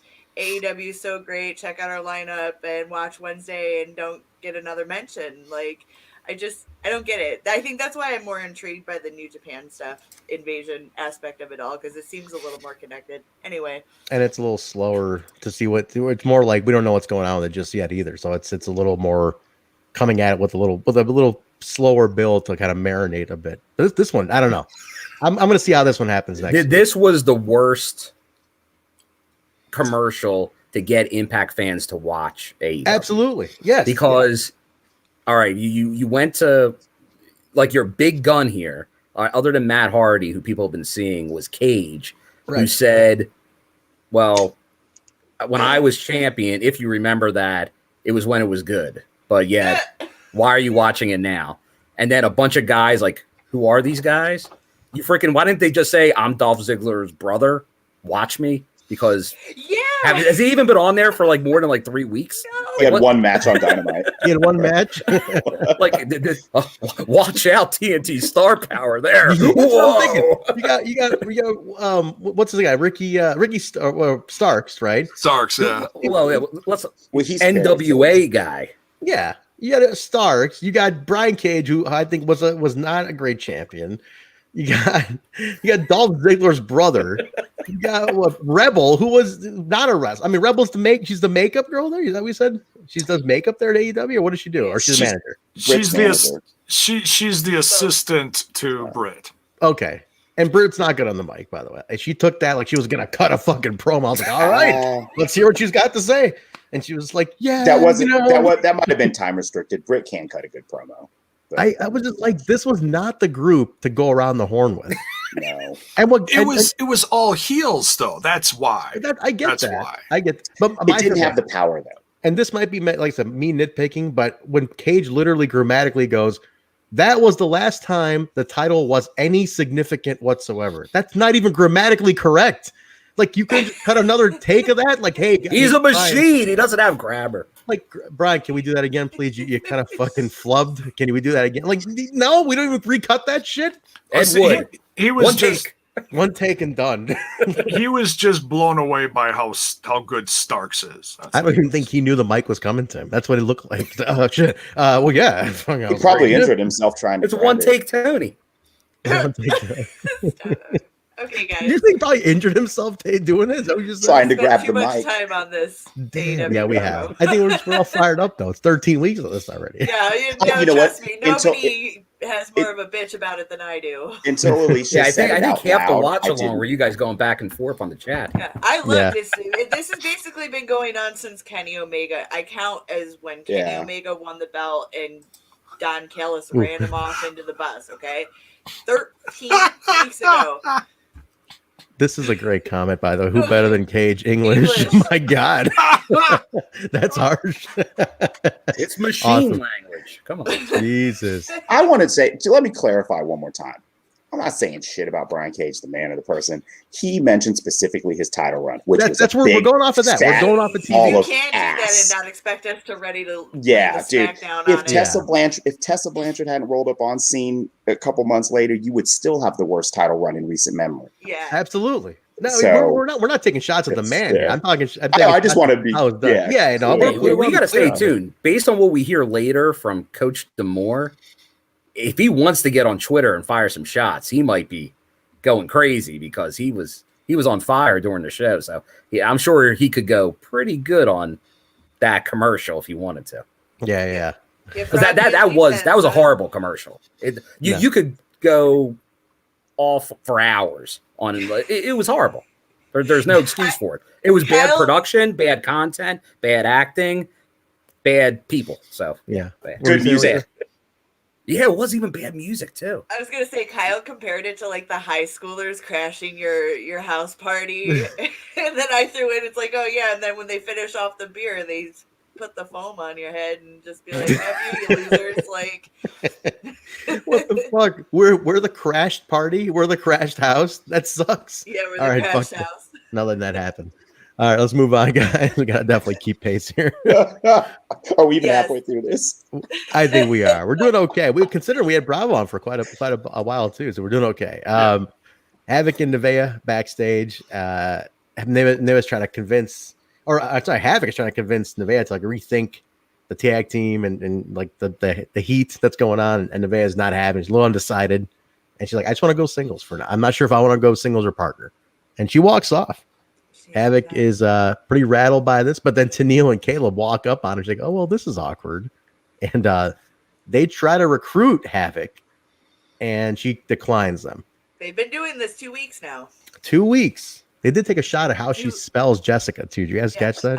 Well, Havok. Yeah. Havok with a K. Havok with a K, Jessica with a K. Yeah. I'm just going to say this now that if this becomes a thing, and I'm actually kind of for it, the captain and Tenille is what we're going to be calling I this. love that. Oh my God. It's got that odd couple vibe for sure. Yeah. If they don't use this, they're missing the opportunity. We are calling them the captain and Tenille. This could happen. This could absolutely happen. I'm for it. I'm here for it. But See what we're going to spell captain with a K. Of course. That's awesome. Captain with a K and Tenille. I love that. I'm so for it. I'm curious how this one plays out. This is going to be interesting because they're really teasing this full breakup of Nevaeh and Havok, which I wouldn't mind a solo between them too. By the way, I'm actually with Alicia. This pairing might be fun as hell. It's an odd couple, but for some reason, and you guys know how I feel about Tenille,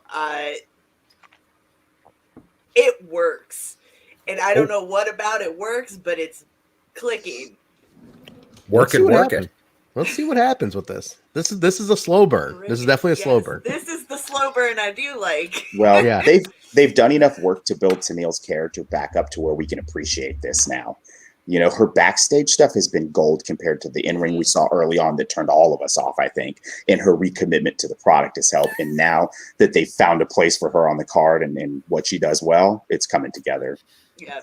I think they definitely did find a spot for some. Yeah, this was it. I mean, it's been a lot of shots to find out where she fits. I think they finally got something. So I'm glad they're running with it because it is working for me thus far. So let's keep going with it. I'm here for it.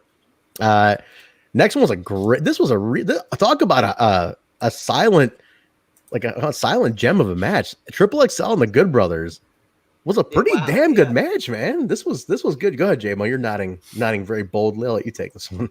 Yeah, I was waiting for this one. This one was a lot of fun. I mean, it's now the title wasn't on the line for this one, if I'm correct, right? It was just no title, just non-title. So okay, so it's just a chance to get the champs in the ring, keep them fresh, and put them up against an up and coming team like XXXL, because they've really been looking great lately. You know, I feel like XXXL is really gaining some momentum. They're gaining some chemistry with the team working well.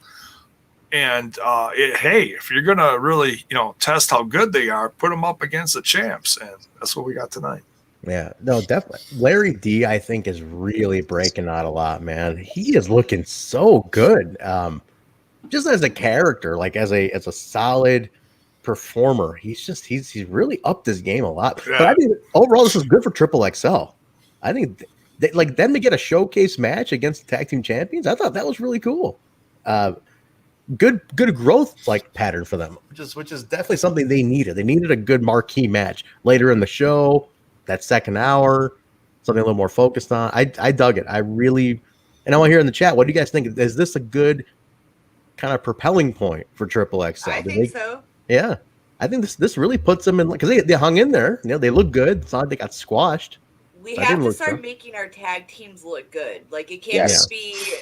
We've been following the formula, and I've said this before, for too long, where it's one good team and then the rest just kind of fall flat. Like, we got to make every single person in that division seem believable, and these are believable people. But the next one we got to do is with this Reno Scum. I really feel like Reno Scum. Dude, make them the champs. Scum for champs.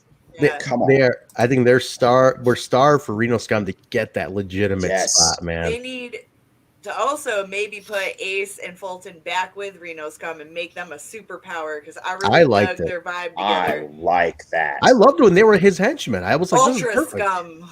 Super Ultra Scum. Man, I did too, but I don't want to see them henching again. I want to see Reno Scum legitimized as our homegrown Impact tag team. Like, these are they're not homegrown. I mean, but they're Impact guys. They're Impact guys. This is one of the teams with XXXL that should be being bigged up right now. For you got New Japan teams coming in. Yeah. AEW. We need Impact teams. The Good Brothers are great that they're carrying the flag, but they're Trent. You've coined this. They're like the outsiders, right? They're just kind of in this gray space. Reno Scum, scream Impact. XXXL, scream Impact. These are our guys. Yeah, and just strengthen them. I'm in for them, and I really think it's time for Reno Scum to get that spot. XXXL, I'm glad this was a good step. And honestly, Reno Scum getting the New Japan match last week, though, that's kind of a good stamp on them too. To give them, like, you're going to be the ones to fight the New Japan guys. It's kind of a good step. Yeah. Even if they don't win, they that's a good spot for them. Just like if you're going against the Good Brothers, if you're going against guys from New Japan, that's a rub, even if you don't go over. Wins in wrestling, no matter what Wednesday nights tell you, with records, that means a bunch of nothing. That can change on a whim. You see, if we looked at Jake something's record, it might not be too good. Maybe Rohit's record, not too good, but guess what? They're in good places right now. Yeah. So Reno Scum and XXXL, they're looking good, but I still feel I'm with you. Lawrence Delicious, Larry D. I think he's really breaking out. I feel he's going to be a solo guy sooner rather than later based on his performance. He's an all-around type player, man. That guy has something special, and I do like the team though. I don't want to see these teams prematurely break without getting some kind of shot at the belt or in some kind of main event program. Like, we lost out with the Rascals, right? We didn't get them to that top spot, even though everybody wanted it. I want the Impact homegrown teams to get that moment and be like, cool, let them get the moment. You want to beat them back for it, fine, but let them get the moment to at least show that, hey, the guys we bring up, it's not always guys from other companies that come in here and tear through this place. It's guys we build up here who can be top guys too. So that's something I just want to see that happen. And today was a good step. Even last week with Reno Scum and everything was a good step. Let's keep building on. Let's have them fight each other. I don't Reno, have them go at it next week. They're all booked next week in an 8-man. Perfect. No, so let's keep them on TV. Just keep people seeing them. That's the main thing, I think. Good, but overall, good match. Good Brothers do win. There was no title to retain, but they do win this killer 1, 2, 3. It was solid. It was a solid match. It went on they got good time. I thought it was fun. We go to Swingers Palace next. This was a classic segment. I'm gonna let Jaybone since I love this segment. Exactly. I figured you want to start this off, so go ahead, take it. Go ahead.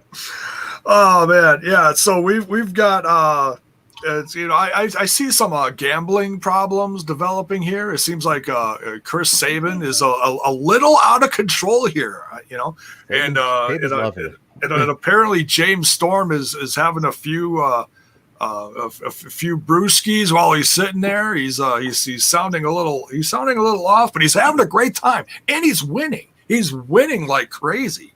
Oh my God, he's got like all the chips, and Bravo's like he's a little nervous. He wasn't nervous tonight with us. Oh my God, he wasn't nervous, but he was a little nervous because Swingers keeping an eye on him. He is the eye in the sky in Swingers Palace with the Swingerellas.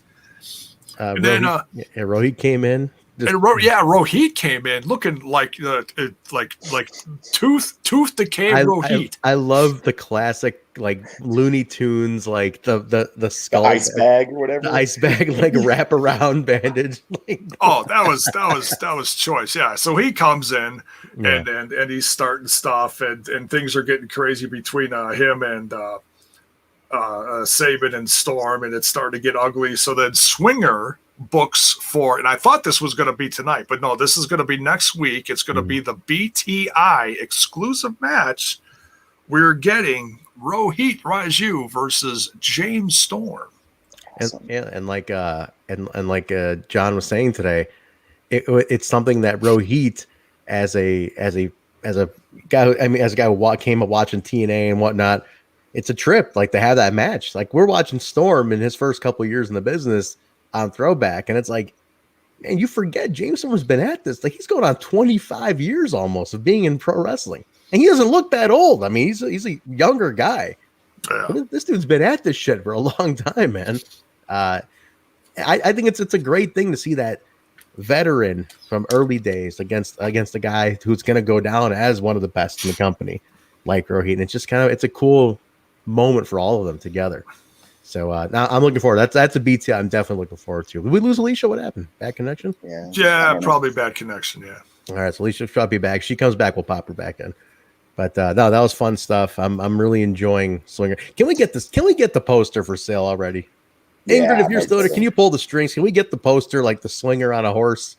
Like we need that sold. I need to put that as a centerpiece on this wall back here. Because hell yeah, just centerpiece it right there on the wall. Just say good morning. They got to do what like the Don and Kenny, they did shirts and posters. They got to do the same thing because I'm sure Sabes will wear the shirt. Right? Did they sell the Don and Kenny poster on AEW shop? Did they end up selling it? Yeah. Oh, they did. So that was for sale. So yeah, like a print of it, Yeah. Yeah. That's what I mean. Like a print for it. We absolutely need that to sell. I mean, put it up, make it a limited run. 500 prints, whatever it is. Once they're gone, they're gone. I'm in. I know Bill's gonna get at least 3 of them just to make sure. One stays sealed. One stays in the packaging. But Mark, you got to get the swingman to sign it. Yeah. Mark's at his den and be perfect piece for your den back here, Mark. Absolutely, I'd be in on printed poster size stuff. That's I'm not an 8x10 guy or a merch guy too much. Wall art, give me more. Give me more. All right, there's Ingrid. Jaybone. Oh my God. If we get through the comment, whatever, put it on eBay. Jaybone, you got a wall that's dying for some artwork back there. I'm redoing my office. You can just put that there and nothing else. That's all you need. There you go. I can draw you something. Well, I've got a few turnbuckles here I'd like to show off too. So it would the painting would probably be the centerpiece right between the 2 turnbuckles. That'd be cool. Nice. Very nice. Hey, Ingrid, if you've got any turnbuckles you want to send my way, I could always use some more. Can I hit the bell? Can I hit the bell? No, I'll save the bell. I think Ingrid's kind of busy right now. Maybe. Yeah, she's a little bit. Still like a little bit. Yeah, a little bit. Give it another month or so, Jay. We're backstage. Finn Juice hanging out, just kind of hanging. The Good Brothers come in.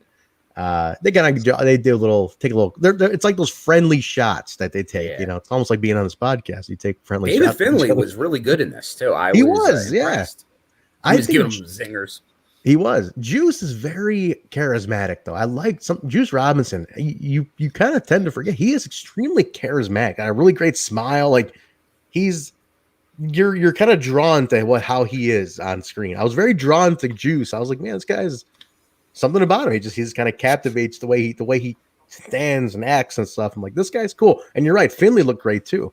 The Good Brothers, of course, are just charisma magnets. So a lot going on in this segment. This was just fun all around. Short, but enough to let you know that something's going to go on with these guys.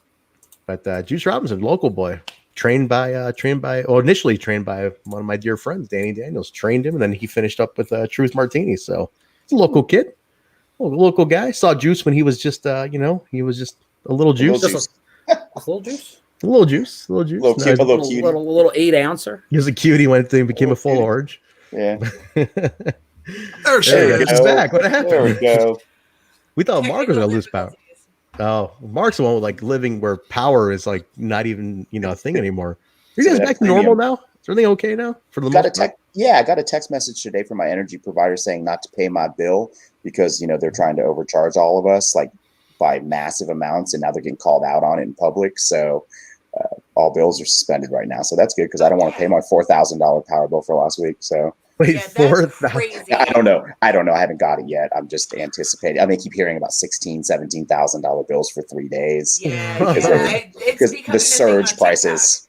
Yeah, it's a TikTok thing now too. Yeah, where people are showing the receipts of or their bills and stuff for how long they've had power. Surge prices. Come on, man! Really? Yep. Jesus Christ! Wow. But all right, let's keep moving along here, guys. The next one was Eddie Edwards and Brian Myers. Okay, there was so Myers says he can't compete. He's got his lawyer as an excuse. Now, is the lawyer a character on AEW also? Am I missing something here? He was. Okay. He was. He came in for, oh my God, why was he there? Jaybone, why was he there? It was MJ. Was it MJF's lawyer? Yes, it was MJF's lawyer. But he was also. He wrestled Moxley. He did, but he was also. I think he was. Wasn't he Deanna's lawyer, or was that someone else? Oh yeah.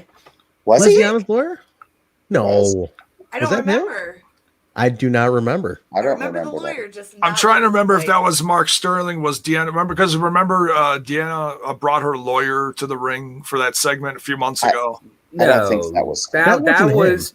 That was R.D. Evans. Yeah. That was Artie. Oh, okay. I knew there was another lawyer involved in it. This guy, Mark Sterling, is on the Major Wrestling Figure podcast a lot, too. He's like friends with Myers and Cardona. Yeah, and so now the whole group has been there. Myers, Cardona, and Smart Mark. Yeah, and then Smart Mark Sterling had a match with Moxley on Dynamite, 4 or 5 months ago, something like that. Okay, got it. Yeah. Just basically took a drubbing, and that was it.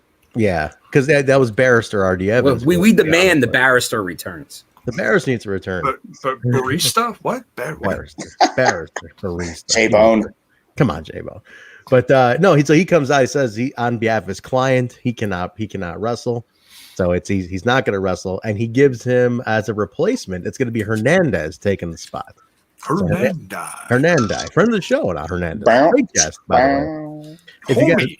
He's a homie. He's the big homie. If you guys missed it a few weeks ago, Hernandez was a guest on the show. It was a real fun interview.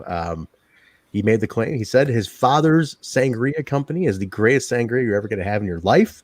So go to his Twitter and go order some sangria. Bill, are you a sangria guy? You're going to order some autographed Hernandez? I'm not a big sangria guy.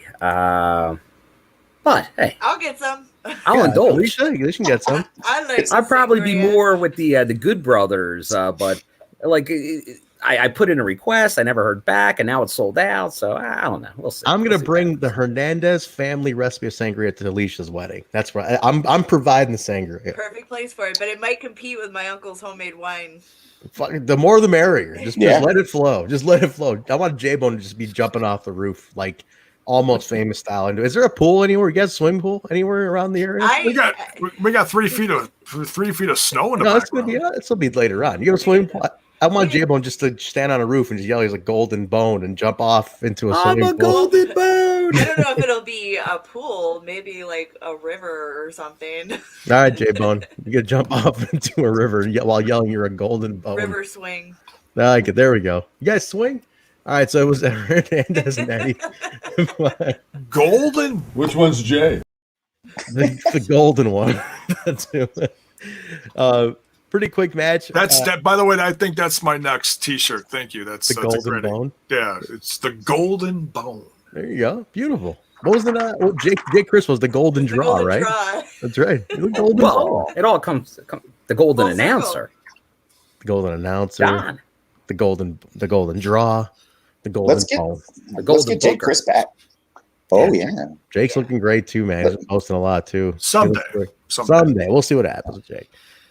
Quick match, nothing too crazy on this one. Boston Knee Party. Eddie gets the win. So just furthering the Brian Myers. I mean, the lawyer being added now is an interesting dynamic. Garrett from Impact posted an interesting thing. He's like, I love that you have the lawyer and James Mitchell, kind of two characters who can flop, who kind of can stay within both universes and be like interchangeable characters in both universes. So I thought that was interesting. What's that? That I get. Yeah.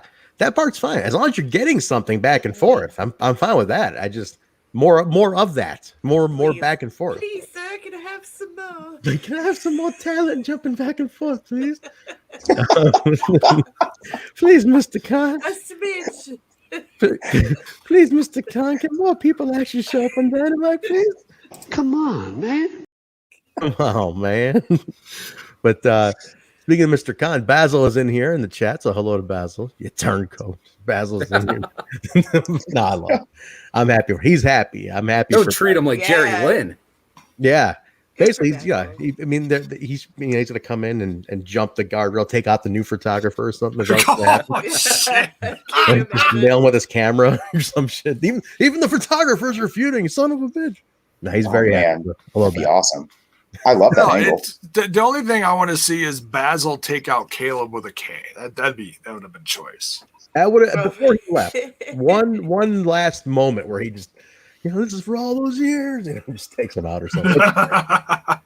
But the next segment was backstage. It was the more you had Cardona, Myers talking. What are you following me? What the fuck's this all about?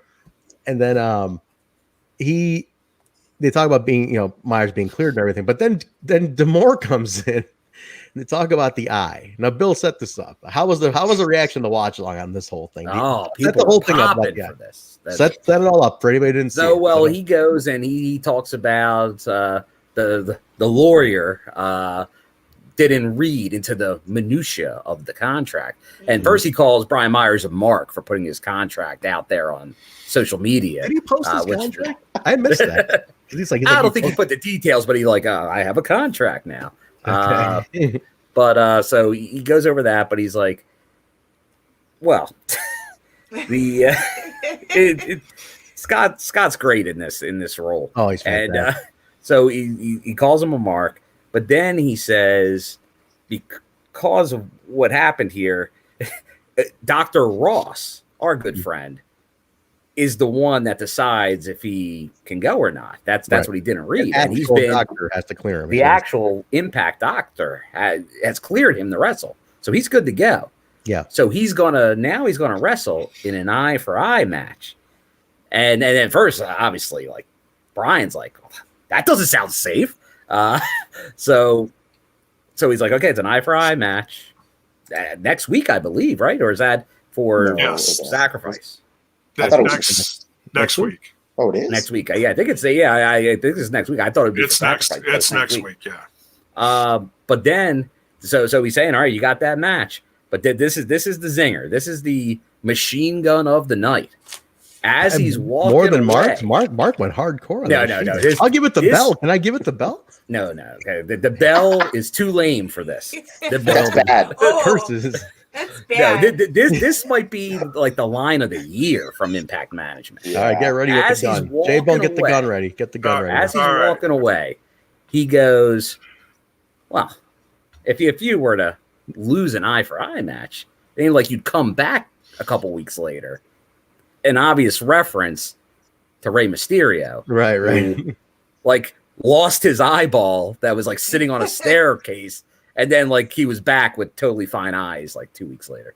Yeah, he's like, what do you do? You lose an eye and you're back 2 weeks later, like nothing happened. Who would do something stupid as that? Who would do something like that? I like Myers' response before D'Amore lets him know he's kidding. He goes, "That sounds wildly unsafe." It just totally. He was killing. And the reference, which I appreciate, back to New York. It was old school, not up north. It's going back to New York days. Yeah, and, they were firing all cylinders tonight. Mm-hmm. All right, so speaking of firing, I would be shocked that was a Myers pitched idea. Yeah. So what machine gun are we doing? Which give him the Jaybone machine gun. We already played the other one. This deserves the full on. All right, here we go. Cocked and loaded, baby. It's got them more.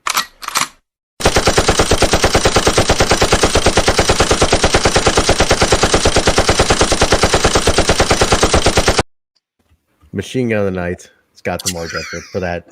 Great little segment. And this is why I don't drink on air anymore. Because of great little moments like that. Couple more segments, guys. So we get to wrap up the show. We get the next match is a knockouts match. The winners are the number one contenders of the Knockouts Tag Team Championship. So you had Susan and Kimber with Deanna in their corner, taking on Jazz and Jordynne Grace, which is again now become both teams have become very established teams at this point. They're really working together a lot, which I love. I love that these are actual tag teams now. So, no, I mean, awesome stuff. We'll go to Alicia. You kick this one off. This is knockout stuff. I like to start with you on those. They all look great. They're all awesome. All four of them are awesome. I can never take anything away from any of these ladies. I'll agree with you on that one.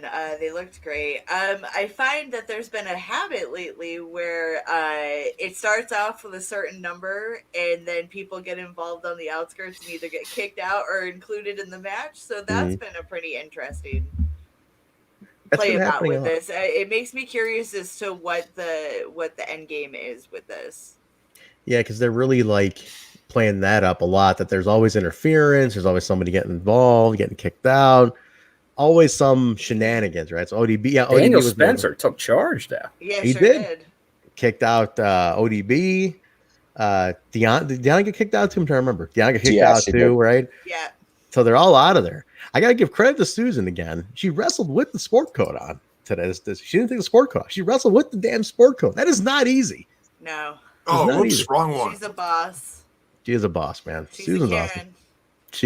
When she doesn't wear the jacket, they'll rip the sleeves right off. That's right. I love it, man. She's so good. Damn it! What do you keep displaying? What's going on, Jay? It's the wrong one. I'm sorry. No problem. I keep doing the wrong one. great match altogether, though. This is just great knockout stuff. Marq, you want to say something? Yeah, I think it's a great idea that they're keeping Jordynne and Jazz together and calling them Jordynne and Jazz now as a team name. Like, I know it's just their names, but they've shortened it.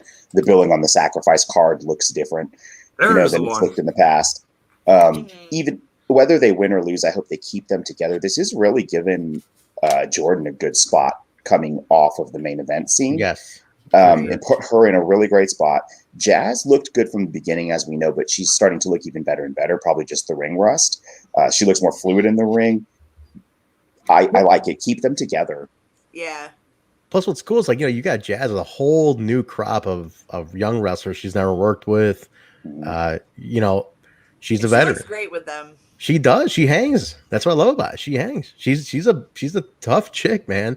And she hangs with these young girls, these and who she's never worked with and stuff. So I think I think it's awesome having the veteran, and ODB probably only get more and more involved. So I'm here for. I love having that veteran in between the mix on stuff like this because it really just adds more levels to a match and to a story. So that's I'm all for it.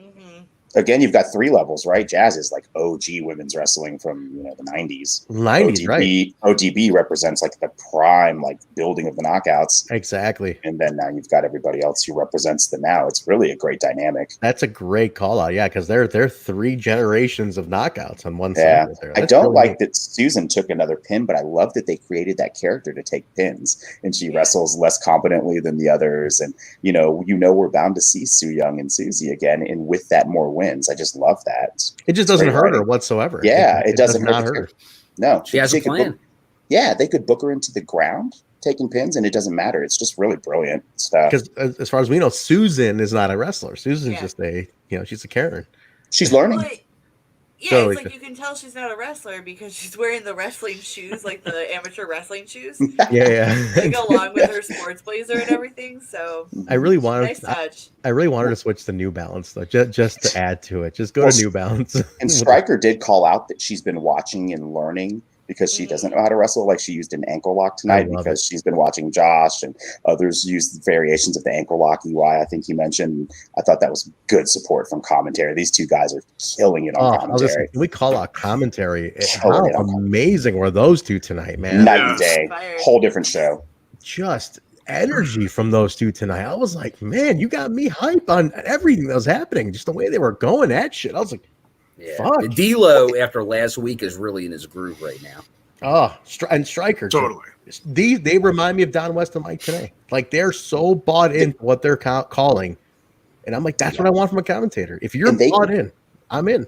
Absolutely. And they can both take it and run with it and analyze and color. It's like great, they man. don't have, I mean, they do have set roles, but you get a little mix of both from both guys. It's so damn good with these 2. They are, you can tell they're excited, so it makes you excited. Yeah. Yeah. And I love that about them. And kudos to them. But Matt Stryker needs to change his Twitter handle. Well, they did change it on BTI. He had no handle.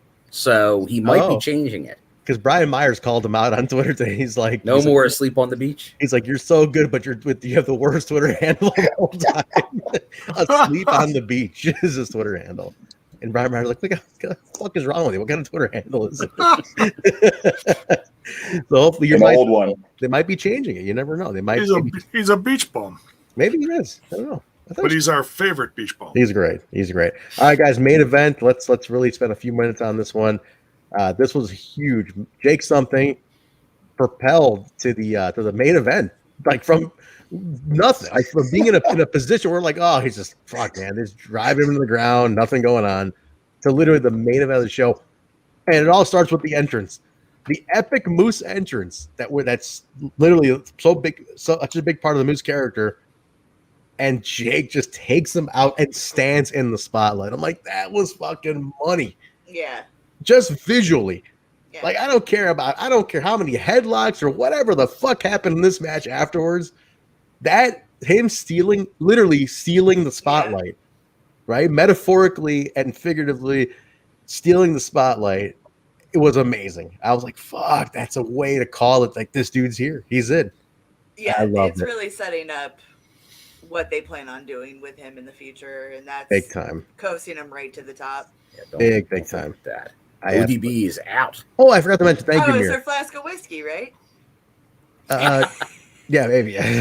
You forgot to mention that. Sorry, ODB she was not. Yeah, just need to give her the whiskey. She was knocked out after their match. One too many swigs backstage, maybe. Yeah, how do we know she wasn't just drunk? Yeah, that's what Fiona posted on Twitter. Exactly. Last time I remember somebody drunk with ODB. That was one Johnny Bravo. Oh, and appearances can be deceiving. Bravo thought I was quiet. He doesn't know I'm just stoned. He's in the treehouse, everybody. Doesn't he know my gimmick? Apparently not. He doesn't want to say that. My gimmick is I'm stoned. Don't tell me you have a gimmick. You saw what happened in Jaybone. A cake. Oh yeah, good call, Bill. Yeah, don't tell him on your gimmick yet. Yeah. But so yeah, ODB was not. Thank you, Mir. ODB was knocked out backstage. But no. So back to the main event. I think, man, I gotta say, guys, I was hook line on this. I was like, they're gonna change this fucking title. This is gonna happen. Jake's gonna just take this belt and run with it today. The fact that I was sold on it, despite, like, I know Bill, you were nodding your head earlier. You didn't think there was a chance, but the fact that they got me hook, line, and sinker on this, I think it was brilliant. It was such a great arrival for Jake. But I'll let you take it, and we'll come back around here. No, they did do a good job of doing it, because there was a lot of really close 2 3/4 counts. Big time. Baby Hebner, very good in this match. Like, he was making believe, because during the watch along, people are like, I thought he had it. So it was believable. He could have taken it, but then there are people in there in the chat with kind of same thing I'm thinking, like, Moose isn't going to lose a match in 2021. It just seems impossible. So not a knock on Jake. It's just Moose is a monster right now. The days of Matthew Palmer are over. Palmer. For Matthew Palmer, too. Were they, how many people mentioned Matthew Palmer in your watch along today, Bill?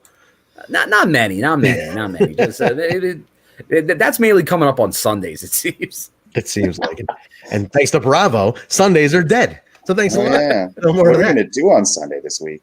Nothing. Hang out with your kids. That's what we're going to do on Sunday. I don't know. What do kids do nowadays? I'll probably be shoveling snow. I'm talking to you guys. How the fuck should I know what they're doing? Tell me, what should I do on Sunday? What should I do? I don't know. Knit a blanket or something. I don't know, man. Shit. But let's go around. Jay, what do you think, man? About just to wrap up my thought, I think Jake, like, you can go anywhere with him now. You can just go anywhere. Now you're like this. You made this guy legitimate in one night. You've turned Jake into a main guy, and that's it. Now he's off to the races. Go ahead, Jay. Yeah, he absolutely shined tonight. I mean, geez, he had a table match with it's blood versus blood, and he came off with that, and it's going to be very interesting to see what happens to Diener now. What are going to be the repercussions? We didn't talk about that. We did not. Good question. Eric and Joe are not anywhere in sight either. So no, and that was something that did come up in the chat. People were very shocked that there was no attack, there was nothing. So next week is going to be very interesting with the Violent by Design boys. But yeah, Jake looked great here. It's wonderful that he's getting this opportunity to really shine. And Moose killed him, but Jake held his own for a while. He fought hard, and it was a couple really close calls there. I'm telling you, I was sold on it, but Alicia, we finally got Jake where we want him, which I think is the best part. I called it forever ago. Yeah, you just had to break him down and rebuild him, like, That's how it always happens. Like, it's like those moments that we always find ourselves asking, well, what do we do with them next, or what do they think they're going to do with them next? Always figure it out. We just got to wait and see. True. It's where that word patience I always see thrown around. Just a little. We did it with Rohit, so we're pros at it now. That Rohit wait was forever. I'm using my psychic ability to be like, yeah, that's what's going to happen. I think what do you have, ESPN or something? ESPN. I think the lesson here is trust impact creative. Yeah. Right? Yeah.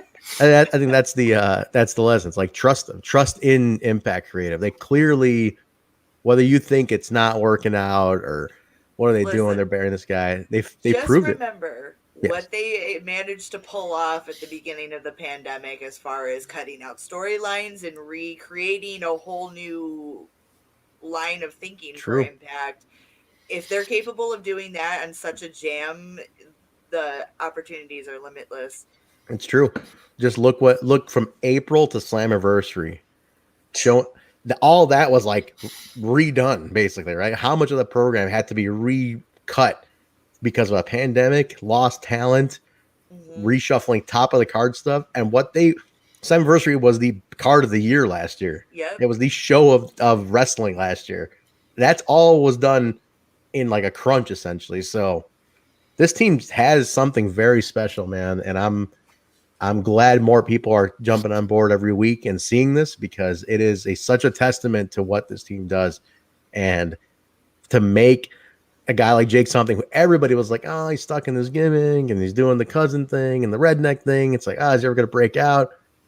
In one night, one fucking night. He was How funny that we talk about patience, right? And with Jake, they were like, hey, look, he's at the top of the card. I know. I mean, it's almost like it was such like a here's your fucking patience payoff, right? He's at the top of the fucking show. Yeah, here you go. I mean, I was with you. I texted you. I thought they were going to move that belt. I thought there would be Rich Swann interference because I knew he was in the building as soon as Scott said he wasn't. So I thought for sure that they might move that belt to Jake just to kind of clear up the Moose and Swan feud with one, having one central belt around it, but they didn't. But still, huge night for Jake something. Big time. It's great stuff. And where did you go from here? Right? There's so many. Now you're at the top. Now he's here already.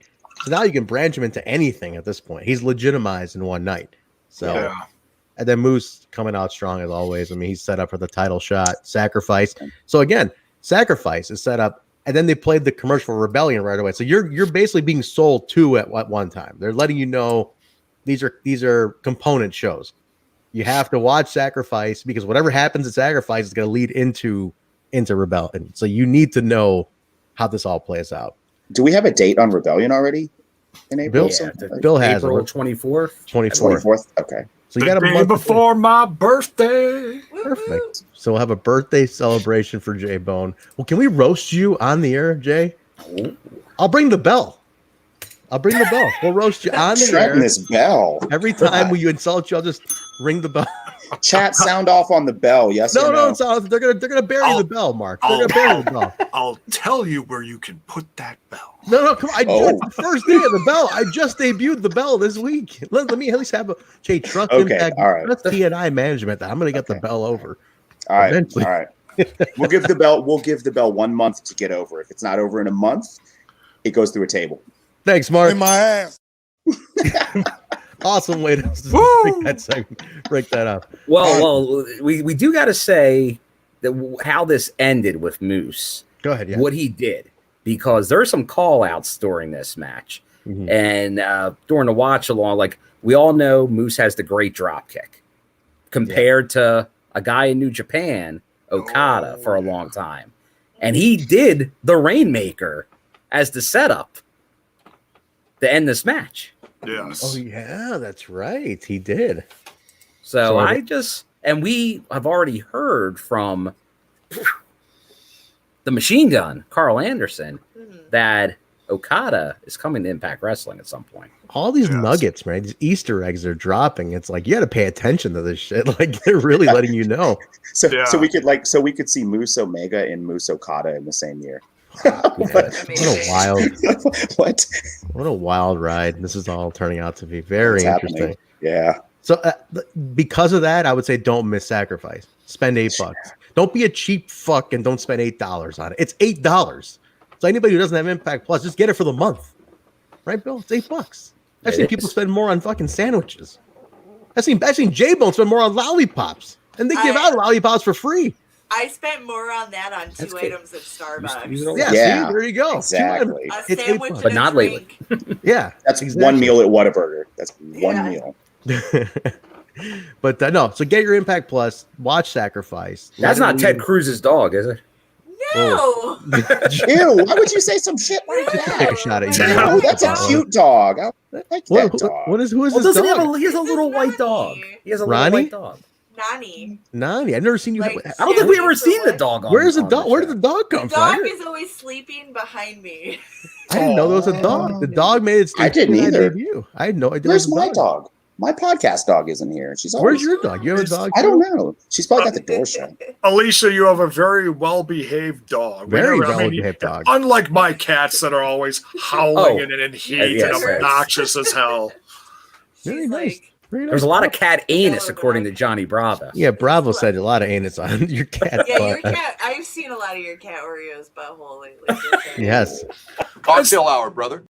It's how cats say hello. Exactly. They sniff each other's ass. They show it off. They flip their tail up and they go, "Hey, what's up?" They go, "Hey, welcome to the show. Welcome to the party, pal." I feel like left out. Bill, we need to get some puppies or something. Everybody's got a mascot except us. Seems like I guess so. Shit. Maybe want to give me a French bulldog. Maybe in the chat want to send over a cute little French bulldog. Perfect little apartment dog. That'd be great. Meow, meow, meow. That's how I feel too. Jimmy Jenkins. Very cool. But that was the show, guys. That's Impact tonight for February 23rd, 2021. A great show. And I gotta say, the BTI third hour or that extra half hour of match and the other, man, it adds so much to the night. I was already so like into the show, and I'm like, damn, I still got an hour and a half left of this. It was like only 30 minutes past the hour. I'm like, shit, yeah, this. I'm like, I feel like I've seen so much, and it's only been like a half hour. This is great. So BTI totally a hit with me. I love where that's going. Keep all this up. Today was like a really good show. This one nailed it for sure. Go So ahead, I have Alicia. to ask this: is BTI in a form kind of like testing to see how 3 hours of Impact would go? That's kind of what our initial thought was, right? Like we all kind of thought.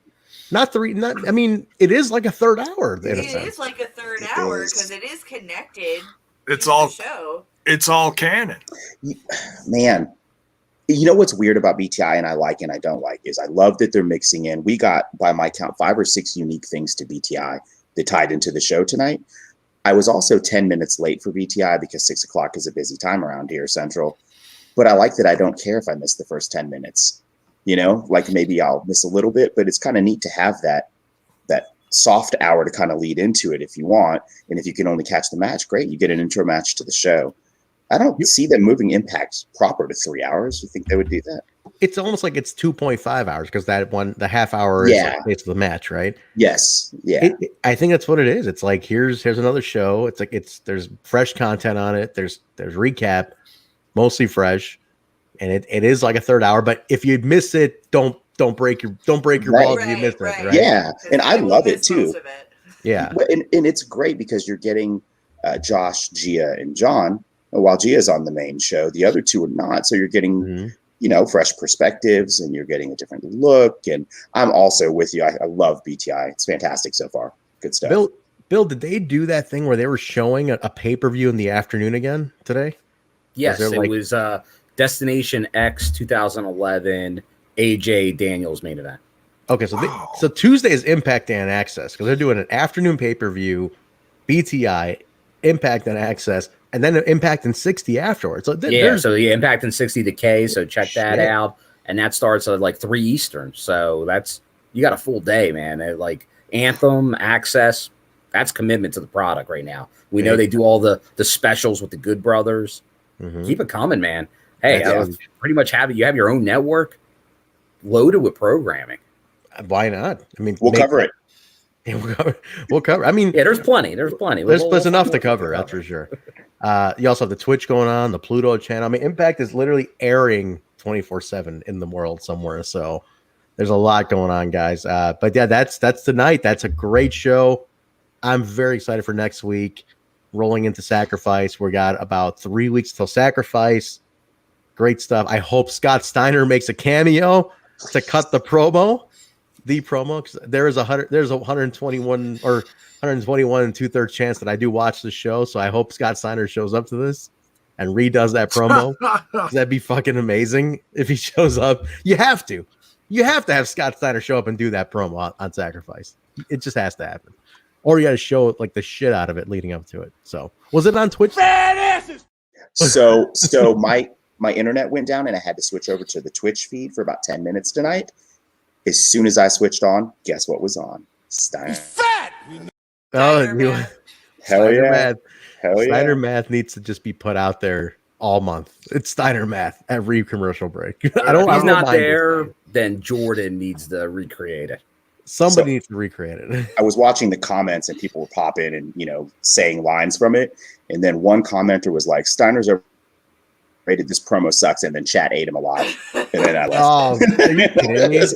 There's that one guy who was like, this promo sucks, dude. And that was it, man. His life was over. Yeah, no. I was like, all right, I'm going to go back to the regular broadcast. It's like the best promo ever. It's awesome. Greatest promo of all time. The reactions of Petey Williams and Raka Khan in the background just make it because they keep like looking to be like, wait, is that right? No, that's not right. Okay, it's like wait, there's a moment where Petey kind of looks like, wait, I think Oh, the math is right. Shit. Yeah. And so, like, they just shrug. because like the math is oddly right. Like break it down slowly. Like he actually, I think, if he did this on a whim, my mind is fucking blown. but good stuff, guys. Let's start wrapping up. We definitely need to. We made good time even with Bravo. I did okay. He roasted us for a half hour. It's been all right. Not too bad today. So let's get our plugs in here. Let's get going here, Marq. Since this was your inauguration to a Bravo roasting, I'll let you plug first. You can find me at Marq World Order, MARKQ World Order on Twitter. That's it. Are you gonna start selling your artwork? Your artwork is amazing, by the way. Are you gonna start selling that? You need to start putting that. I think you start putting that out there, you have a piece already. You're good, man. I'm good. I have a piece. I have a piece. My mom saw it today. She didn't know what to make. She's like, "Wait, what?" Your mom saw that? Yeah, my parents stopped by today, and I was like, "Mom, check this out." My friend drew me. Because like I went to Egypt with my family, and like it's sexy Egyptian gods, and she's like, I'm like, look, my friend drew it's this Egyptian piece. She's like, what's going on here? And I'm like, it's sexy Egyptian gods. It's like a little play on the Egyptian god. Look, the pyramids are back, and she's like, wow, okay, yeah, very cool. I have seen that penis. Just tell her it was all drawn in the treehouse, and that's why it's so colorful. Yeah, then she'll get it. Then she'll get it. Yeah, I should tell her that. Alicia, where people find you? You can find me on Twitter and Instagram under the handle Alicia B Cakey. B is in the letter, not the bug. Were people doing that? Were they putting the bug down? Or the Madison Rain B? Or the BE, like as in B. B. Were people like I can't find you? I'm typing B. Oh, really? Shit. That's nice. All right, so B, letter B, guys. Alicia B Cakey. Bill, we're gonna get you. They can find me and my name at William M. Gardner, JR, on the Twitter and the Instagram. Very nice. Jaybone, get all the plugs in here. You're going to be live tomorrow, as always. You are live covering everybody's favorite other wrestling show on here. Throw tomatoes at him. You can find me over on Smash This Podcast, so we're smashing all things wrestling. You can find it on the YouTube and the Twitch and all the socials. And here's Bravo's favorite part: the Instanet, the Facebox, and the Twitter box. And also for the Bone on the Go. I called out today, my friend. I did. It's a thing. We got Can't help it. The audio is, you can find it anchored at anchor.fm/Smash This Podcast. Goes out all over the place. Apple Podcasts primarily is where I get most of the stuff from. Spotify, Castbox. It's on Verbal. That's a new one. VURBL, I believe is what it is. Mm-hmm. And a bunch of others. Very cool. Guys, get follow Jess. He'll be live tomorrow with an AEW post show as well. So connect with Jaybone on that. Guys, you can get me at Trent Zuberi over on Twitter and the show at We Talk Impact, Twitter, Instagram, Facebook. Just type in We Talk Impact. We come right up. We're just typing Total Nonstop Impact. Everything comes right up doing that. On all audio platforms, Apple Podcasts, Stitcher, SoundCloud, Google Play, iHeartRadio, TuneIn Radio, Spotify, Amazon, Pandora. Rate, review, subscribe, guys. We're on all of it. Take it on the go. If you miss it live, you can always catch it on the go. And then if you listen on the go, leave comments on Twitter or on the video on YouTube. Give us your feedback. Check that out and let us know what you think of the show. Well, we love all kind of feedback, so definitely do that. Twitch.tv/Total Nonstop Impact, YouTube.com/Total Nonstop Impact. And then the Discord is going on in between shows. It's all Discord time. The treehouse is open, right, Marq? And Discord, you're hanging out in the treehouse all day long. Right now, matter of fact. He's there right now, guys. Jump in there. There's several chat rooms in Discord. There's a treehouse. There's pizza talk. There's impact talk. There's news. Hakeem's in there throwing his new articles. He's got new articles coming up. So Hakeem dropped a few new things. I want to plug real quick. Good friend of our show, Front Row Material, which is Jerry Lynn and Mikey Whipwreck's podcast, hosted by Mike Freeland. They have supported us quite a bit. Mikey and Jerry have stepped away from their podcast due to some personal issues. So Mike Freeland is keeping it alive for like a month or so.